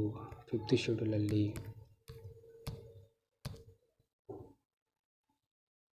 ಅದರ ಜೊತೆಗೆ ಇದಕ್ಕೆ ಸಂಬಂಧಿಸಿದ ಕೆಲವೊಂದು ಆರ್ಟಿಕಲ್ಸ್ ಏನಪ್ಪ ಅಂದರೆ, ಆರ್ಟಿಕಲ್ 244 ಕ್ಲಾಸ್ 2 ಅಂತ ಬರುತ್ತೆ. 244 ಕ್ಲಾಸ್ 2 ಅನ್ನೋದು ಯಾವ ಒಂದು ಶೆಡ್ಯೂಲಲ್ಲಿ ಬರುತ್ತೆ? 6th ಶೆಡ್ಯೂಲ್ಗೆ ಸಂಬಂಧಿಸಿದೆ. ಅಂದರೆ 6th ಶೆಡ್ಯೂಲ್ ಅಂದರೆ ಅರುಣಾಚಲ್ ಪ್ರದೇಶ, ತ್ರಿಪುರಾ, ಮೇಘಾಲಯ, ಮಿಜೋರಾಂ ಈ 4 ರಾಜ್ಯಗಳಿಗೆ ಸಂಬಂಧಿಸಿದೆ. ಯಾವುದು? 244 ಕ್ಲಾಸ್ 2. ಓಕೆನಾ? ಅದೇ ರೀತಿ ಆರ್ಟಿಕಲ್ 244 ಕ್ಲಾಸ್ 1 ಅಂತ ಬಂದರೆ, ಆರ್ಟಿಕಲ್ 244 ಕ್ಲಾಸ್ 1 ಅಂತ ಬಂದರೆ ಇದು ಯಾವ ಒಂದು ಶೆಡ್ಯೂಲಿಗೆ ಸಂಬಂಧಿಸಿದೆ ಅಂದರೆ 5th ಶೆಡ್ಯೂಲ್ಗೆ ಸಂಬಂಧಿಸಿದೆ. ಸೊ ಇದು ಡೈರೆಕ್ಟ್ ಸ್ಟೇಟ್ಮೆಂಟಲ್ಲಿ ಕೇಳ್ಬೋದು. 244(1)A ಅಂತ 244(1) ಅಂತ ಕೊಟ್ಟು 6th ಶೆಡ್ಯೂಲ್ ಅಂತ ಮ್ಯಾಚ್ ಮಾಡ್ಬೋದು. ಈ ಥರ ಬೇರೆ ಈ ಥರ ಮಾಡ್ಬೋದು. ಓಕೆ. ಸೊ ಇದೊಂದು ಕನ್ಫರ್ಮ್ ಆಯಿತು. 6th ಶೆಡ್ಯೂಲ್ ಇದು 244 ಕ್ಲಾಸ್ 2, ಇದು 5th schedule 244 class 1. Okay. So okay, overall ಆಗಿ ಟೋಟಲ್ ಆಗಿ ಏನಾಯಿತು ಅಂತ ಇನ್ನೊಂದ್ಸಲ ನೋಡೋಣ. ಸೊ ರೀಸೆಂಟ್ಲಿ ನಮ್ಮ ಅಮಿತ್ ಶಾ ಬಂದು ಟ್ರೈಪಾರ್ಟೈಟ್ ಅಗ್ರಿಮೆಂಟ್ ಮಾಡ್ಕೊಂಡಿದ್ದಾರೆ. ಅದನ್ನು ಕರ್ಬಿ ಆಂಗ್ಲಾಂಗ್ ಪೀಸ್ ಅಗ್ರಿಮೆಂಟ್ ಅಂತ ಕರೀತಾರೆ. ಯಾರ್ಯಾರಂದರೆ ಅಸ್ಸಾಂ ಗೌರ್ಮೆಂಟು, ಆಮೇಲೆ ಸೆಂಟರು, ಆಮೇಲೆ ಸ್ಟೇಟ್ ಗೌರ್ಮೆಂಟು, ಕರ್ಬಿ ಅನ್ನೋ ಒಂದು 5 ಗ್ರೂಪು ಬಂದು ಮಾಡ್ಕೊಂಡ್ರು. ಇದ್ರ ಮುಖ್ಯಾಂಶಗಳು ಏನಂತಂದರೆ, ಕರ್ಬಿ ಆಂಗ್ಲಾಂಗ್ ಬಿಕ್ಕಟ್ಟಿನ ಬಗ್ಗೆ ಹೇಳಬೇಕಂದ್ರೆ, ಇದೊಂದು ಮಧ್ಯ ಅಸ್ಸಾಂನಲ್ಲಿ ನೆಲೆಗೊಂಡಿರುವ ಕರ್ಬಿ ಆಂಗ್ಲಾಂಗ್ ರಾಜ್ಯದ ಅತಿದೊಡ್ಡ ಜಿಲ್ಲೆ ಮತ್ತು ಜನಾಂಗಗಳು ಮತ್ತು ಅಲ್ಲಿನ ಬುಡಕಟ್ಟು ಗುಂಪುಗಳ ಸಮ್ಮಿಲನವಾಗಿದೆ. ಅದರಲ್ಲಿ ಸ್ಪೆಷಲಿ ಕೆಲವೊಂದು ಬುಡಕಟ್ಟುಗಳು ಯಾವಪ್ಪ ಅಂದರೆ ಕರ್ಬಿ, ದಿಮಾಸಾ, ಬೋಡೋ, ಕುಕಿ, ಮಾರಾ, ತಿವಾ, ಗಾರೋ, ಮ್ಯಾನ್, ಥೈ ಭಾಷಿಕರು ಇವರೆಲ್ಲ. ಓಕೆನಾ. ಟ್ರೈ ಲ್ಯಾಂಗ್ವೇಜ್ ಮಾಡುವಂಥವ್ರು. ನೆಕ್ಸ್ಟ್ ರೆಂಗ್ಮಾ, ಇವರೆಲ್ಲ ಬುಡಕಟ್ಟು ಜನರು. ಅವರು ಏನು ಮಾಡಿದರೆ, ಅವರು ವೈವಿಧ್ಯತೆಯು ವಿಭಿನ್ನ ಬಟ್ಟೆಗಳನ್ನು ಸೃಷ್ಟಿಸಿದೆ. ಬೇರೆ ಬೇರೆ ಅವರು ಒಂದೊಂದು ಟ್ರೆಡಿಷನೇ ಬೇರೆ, ಇವ್ರದ್ದು ಟ್ರೆಡಿಷನೇ ಬೇರೆ. ಮತ್ತು ಪ್ರದೇಶಗಳನ್ನು ಅಭಿವೃದ್ಧಿಪಡಿಸಲು ಇವರು ಏನು ಮಾಡಿದ್ರು, ಅನುಮತಿಸದೆ ದಂಗೆಯನ್ನು ವ್ಯತ್ಯಿಸಿತು. ಇವರು ಕೆಲವೊಂದು ಅಲ್ಲಿ ಪ್ರದೇಶ ಮಾಡ್ತೀವಿ, ಇಲ್ಲಿ ಪ್ರದೇಶನ ಮಾಡ್ತೀವಿ ಅಂದರೆ ಇವರೆಲ್ಲ ಸಿಕ್ಕಂಗೆಲ್ಲ ಆಟ ಆಡಿದರೆ ಅಲ್ಲಿ ಅವರು ಅನುಮತಿ ಕೊಡಲಿಲ್ಲ. ಅದಕ್ಕೆ ಅವರು ಏನನ್ನು ಆಯ್ಕೆ ಮಾಡಿಕೊಂಡು ಅಂದರೆ ದಂಗೆಯನ್ನು ಆಯ್ಕೆ ಮಾಡಿಕೊಂಡು. ಓಕೆನಾ, ಈ ಒಂದು ಬುಡಕಟ್ಟು ಜನಾಂಗದವರು. ಸೊ ನೆಕ್ಸ್ಟ್, ಕರ್ಬಿಗಳು ಅಸ್ಸಾಂನ ಪ್ರಮುಖ ಜನಾಂಗವಾಗಿದ್ದು ಹಲವಾರು ಬಣಗಳು ಮತ್ತು ಚಿತ್ರಕಾರಕಗಳಿಂದ ಕೂಡಿವೆ. ಅವ್ರಿಗೆ ಡಿಫ್ರೆಂಟ್ ಟ್ರೆಡಿಷನಲ್ಸು ಮತ್ತು ಅದೇ ವಿವಿಧ ರೀತಿಯ ಬಣಗಳನ್ನು, ವಿವಿಧ ರೀತಿಯ ಟ್ರೆಡಿಷನ್ ಹೊಂದಿದ್ರು. ಕರ್ಬಿ ಗುಂಪಿನ ಇತಿಹಾಸವು 1980ರ ದಶಕದ ಉತ್ತರಾರ್ಧದಿಂದ ಹತ್ಯೆಗಳು, ಜನಾಂಗೀಯ ಹಿಂಸಾಚಾರ, ಅಪಹರಣಗಳು, ತೆರಿಗೆಗಳಿಂದ ಗುರುತಿಸಲ್ಪಟ್ಟಿದೆ. ಸೊ ಇಂಥವೆಲ್ಲ ಮಾಡ್ತಿದ್ರು, ಹಿಂಸೆ, ಆಮೇಲೆ ಹತ್ಯೆ ಇವೆಲ್ಲ ಮಾಡ್ತಿದ್ರು. ಕರ್ಬಿ ಆಂಗ್ಲಾಂಗ್ ಜಿಲ್ಲೆಯ ದಂಗೆಕೋರರ ಗುಂಪುಗಳಾದ People Democratic Council of Karbi Long ಅಂದರೆ People Democratic Council of Karbi ಅಂತ PDCK ಅಂತ ಒಂದು ಇತ್ತು. Next Karbi Longri NC Hills Liberation Front KLNLF ಅನ್ನೋದು ಪ್ರತ್ಯೇಕ ರಾಜ್ಯ ಮಾಡಬೇಕು ಅಂತ ಬೇಡಿಕೆ ಇಟ್ಟಿದ್ವು. ಆವಾಗ ನಮಗೆ ಕರ್ಬಿ ಅನ್ನೋರಿಗೆ ಸ್ಪೆಷಲಿ ಸಪರೇಟ್ ಸ್ಟೇಟ್ ಬೇಕು ಅಂತ ಕೆಲವೊಂದು ಬೇಡಿಕೆಗಳನ್ನು ಇಟ್ಟಿದ್ರು. ಸೊ ಇಂಥ ಅನಾಹುತಗಳನ್ನು ಮಾಡಬೇಕಾದ್ರೆ ಕೇಂದ್ರ ಸರ್ಕಾರನೇ ಮಣಿದು ಶಾಂತಿ ಒಪ್ಪಂದ ಮಾಡ್ಕೊಂತ ಅಂದರೆ ತಾತ್ಕಾಲಿಕ ಒಪ್ಪಂದ ಮಾಡುವಂಥ ಪರಿಸ್ಥಿತಿ ಬಂದಿತ್ತು. ಸೊ ಈ ಥರ ಅವರು ಇದಲ್ಲದೆ ಬೇರೆ ಏನೇನು ಬೇಡಿಕೆ ಇಟ್ಟಿದ್ರಪ್ಪ ಅಂತಂದರೆ, ಸೊ ಕೆಲವು ಪ್ರದೇಶಗಳನ್ನು ಕರ್ಬಿ ಆಂಗ್ಲಾಂಗ್ ಸ್ವಾಯತ್ತ ಮಂಡಳಿಗೆ KACC ಅಂತ ಇರುತ್ತೆ, ಅದಕ್ಕೆ ಸೇರಿಸಬೇಕಂತ ಮಾಡಿದ್ರು. ಪರಿಶಿಷ್ಟ ಪಂಗಡಗಳಿಗೆ ಸ್ಥಾನಗಳನ್ನು ಮೀಸಲಾತಿ ಮಾಡಬೇಕಂದ್ರು. ಪರಿಷತ್ತಿಗೆ ಹೆಚ್ಚಿನ ಅಧಿಕಾರ ನೀಡಬೇಕು. ಆಮೇಲೆ 8ನೇ ಶೆಡ್ಯೂಲು, ಓಕೆನಾ, 8ನೇ ಶೆಡ್ಯೂಲ್ 8th ಶೆಡ್ಯೂಲ್ ಅಂತ ಬರುತ್ತೆ. 8th ಶೆಡ್ಯೂಲ್ನಲ್ಲಿ ನಮ್ಮದು ಅಫಿಷಿಯಲ್ ಲ್ಯಾಂಗ್ವೇಜ್ ಆಗಿ ಸೇರ್ಪಡೆ ಮಾಡಬೇಕು. ಯಾವುದನ್ನು ಅಂದರೆ ಇದು 8th ಶೆಡ್ಯೂಲ್ ಏನು ಹೇಳ್ತಂದರೆ ಅಫಿಷಿಯಲ್ ಲ್ಯಾಂಗ್ವೇಜ್ ಬಗ್ಗೆ ಹೇಳುತ್ತೆ. ಅಫಿಷಿಯಲ್ ಲ್ಯಾಂಗ್ವೇಜ್ ಆಗಿ ಸೇರ್ಪಡೆ ಮಾಡಬೇಕು. ಯಾವುದನ್ನು, ಕರ್ಬಿ ಅನ್ನೋವಂಥ ಲ್ಯಾಂಗ್ವೇಜನ್ನು ಅಫಿಷಿಯಲ್ ಲ್ಯಾಂಗ್ವೇಜ್ ಆಗಿ ಮಾಡಬೇಕು ಅಂತ ಬೇಡಿಕೆ ಇಟ್ಟರು. ಓಕೆನಾ. ಓಕೆ, 8ನೇ ಶೆಡ್ಯೂಲ್ನಲ್ಲಿ ಕರ್ಬಿ ಭಾಷೆ ಸೇರ್ಪಡೆ ಮಾಡಬೇಕು. ನೆಕ್ಸ್ಟು, ಈಗಾಗಲೇ ಒಪ್ಪಂದದ ಪ್ರಕಾರ ಗೌರ್ಮೆಂಟ್ ಎಷ್ಟು ಕೋಟಿ ಮಾಡಿತ್ತು, 1,000 ಕೋಟಿ 1,000 crore ಇದು ಆರ್ಥಿಕ ಪ್ಯಾಕೇಜ್ ಕೊಟ್ಟಿದ್ರು. ಬಟ್ ಅವ್ರು ನಮಗೆ ಅದು ಸಾಕಾಗ್ತಿಲ್ಲ, 1,500 ಕೋಟಿ ಬೇಕು ನಮಗೆ ಅಂತ ಸೂಚನೆ ಕೊಟ್ಟರು. ಇದೆಲ್ಲ ಮಾಡಿದ್ರು. ಆದಮೇಲೆ ನೆಕ್ಸ್ಟ್, ಕರ್ಬಿ ಆಂಗ್ಲಾಂಗ್ ಸ್ವಾಯತ್ತ ಮಂಡಳಿ KAC ಸ್ವಾಯತ್ತ ಜಿಲ್ಲಾ ಮಂಡಳಿಯಾಗಿದ್ದು ಭಾರತೀಯ ಸಂವಿಧಾನದ 6ನೇ ಶೆಡ್ಯೂಲ್ನಲ್ಲಿ ರಕ್ಷಿಸಲಾಗಿದೆ. ಸೊ ಇದು ಅಸ್ಸಾಂ ಅನ್ನೋದು ಕರ್ಬಿ ಅನ್ನೋದು ಅಸ್ಸಾಂನಲ್ಲಿ ಪ್ರಾಂತದಲ್ಲಿ ಬರೋದರಿಂದ ಎಷ್ಟನೇ ಶೆಡ್ಯೂಲಲ್ಲಿ ಇದನ್ನು ರಕ್ಷಣೆ ಮಾಡ್ಬೋದು ಅಂದರೆ 6th ಶೆಡ್ಯೂಲಲ್ಲಿ ಇದನ್ನು ರಕ್ಷಣೆ ಮಾಡಲಾಗಿದೆ. ಓಕೆ, ನೆಕ್ಸ್ಟ್ ಫೈಟೋ ರೆಮಿಡಿಯೇಷನ್ ಅಂತಿರುತ್ತೆ.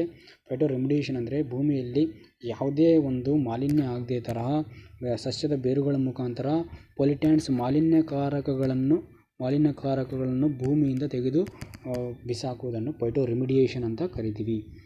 Phyto remediation involves the use of plants. ಯಾವುದನ್ನು ಯೂಸ್ ಮಾಡ್ತೀವಿ ಅದನ್ನು ತೆಗೆಯೋದಕ್ಕೆ, ಮಾಲಿನ್ಯಕಾರಕ ಮಣ್ಣನ್ನು ತೆಗೆಯಲು ಪ್ಲ್ಯಾಂಟ್ಸನ್ನು ಯೂಸ್ ಮಾಡ್ತೀವಿ. Use of plants and their associated microorganisms, ಅದಕ್ಕೆ ಹೊಂದಾಣಿಕೆ ಆಗಿರುವಂಥ ಒಂದು ಸೂಕ್ಷ್ಮಾಣು ಜೀವಿಗಳನ್ನು ಮಾಡ್ತೀವಿ. ಯಾಕಂದರೆ to improve the functionality and recover the contaminated soils, ಮಾಲಿನ್ಯಕಾರಕವಾಗಿರುವಂತಹ ಮಣ್ಣನ್ನು ಶುದ್ಧಗೊಳಿಸಲು ಈ ಒಂದು ಕಾರ್ಯವನ್ನು ಮಾಡ್ತೀವಿ. ಅದನ್ನು ನಾವೇನಂತ ಕರಿತೀವಿ ಅಂದರೆ ಫೈಟೋ ರೆಮಿಡಿಯೇಷನ್ ಅಂತ ಕರಿತೀವಿ. ಇದನ್ನು ಎನ್ವಿರಾನ್ಮೆಂಟ್ ಅನ್ನೋ ಒಂದು ಚಾಪ್ಟರಲ್ಲಿ ಓದ್ತೀವಿ.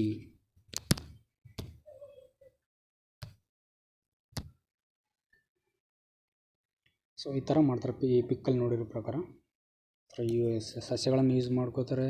ಸೊ ಅದರಿಂದ ಬೇರುಗಳ ಮುಖಾಂತರ ಮೈಕ್ರೋ ಆರ್ಗನಿಸಮ್ಸ್ ಬಿಟ್ಟು ಇಲ್ಲಿರುವಂತಹ ಕಂಟ್ಯಾಮಿನೆಂಟ್ ಸಾಯಿಲನ್ನು ಕ್ಲೀನ್ ಸಾಯಿಲ್ ಆಗಿ ಮಾಡ್ತಿರ್ತಾರೆ. ಸೊ ಈ ಥರ. ನೆಕ್ಸ್ಟ್ ನಮ್ಮದು ಆರ್ಟಿಕಲ್ ಝಪದ್ 2021 ಅಂತ ಬರುತ್ತೆ. ಝಪದ್ 2021 ಎಲ್ಲಿ ಆಗಿರುತ್ತೆ ಅಂದರೆ ರಷ್ಯಾ. ಭಾರತ ಮತ್ತು ರಷ್ಯಾ ನಡುವೆ ಆಗಿರುವಂತಹ ಒಂದು ಸಮರಾಭ್ಯಾಸ ಯಾವುದು? ಝಪದ್ ಸಮರಾಭ್ಯಾಸ. Army contingent will participate in 2 week multi ಅಂದರೆ ಭಾರತ ಮತ್ತು ರಷ್ಯಾದಲ್ಲಿ, ಸ್ಪೆಷಲಿ ಎಲ್ಲಿ ಅಂದರೆ ರಷ್ಯಾದಲ್ಲಿ ಎಲ್ಲಿ ಅಂದರೆ ನಿಜ್ನಿ ಅನ್ನೋ ಒಂದು ಪ್ಲೇಸಲ್ಲಿ ಆಗಿರುತ್ತೆ. So thank you all. ಇಷ್ಟೇ ನಮ್ಮದು ಇವತ್ತಿಂದು. ಎಲ್ಲರೂ ಈ ಒಂದು ವಿಡಿಯೋವನ್ನು ವಾಚ್ ಮಾಡೋದಕ್ಕೆ ತುಂಬ ಧನ್ಯವಾದಗಳು.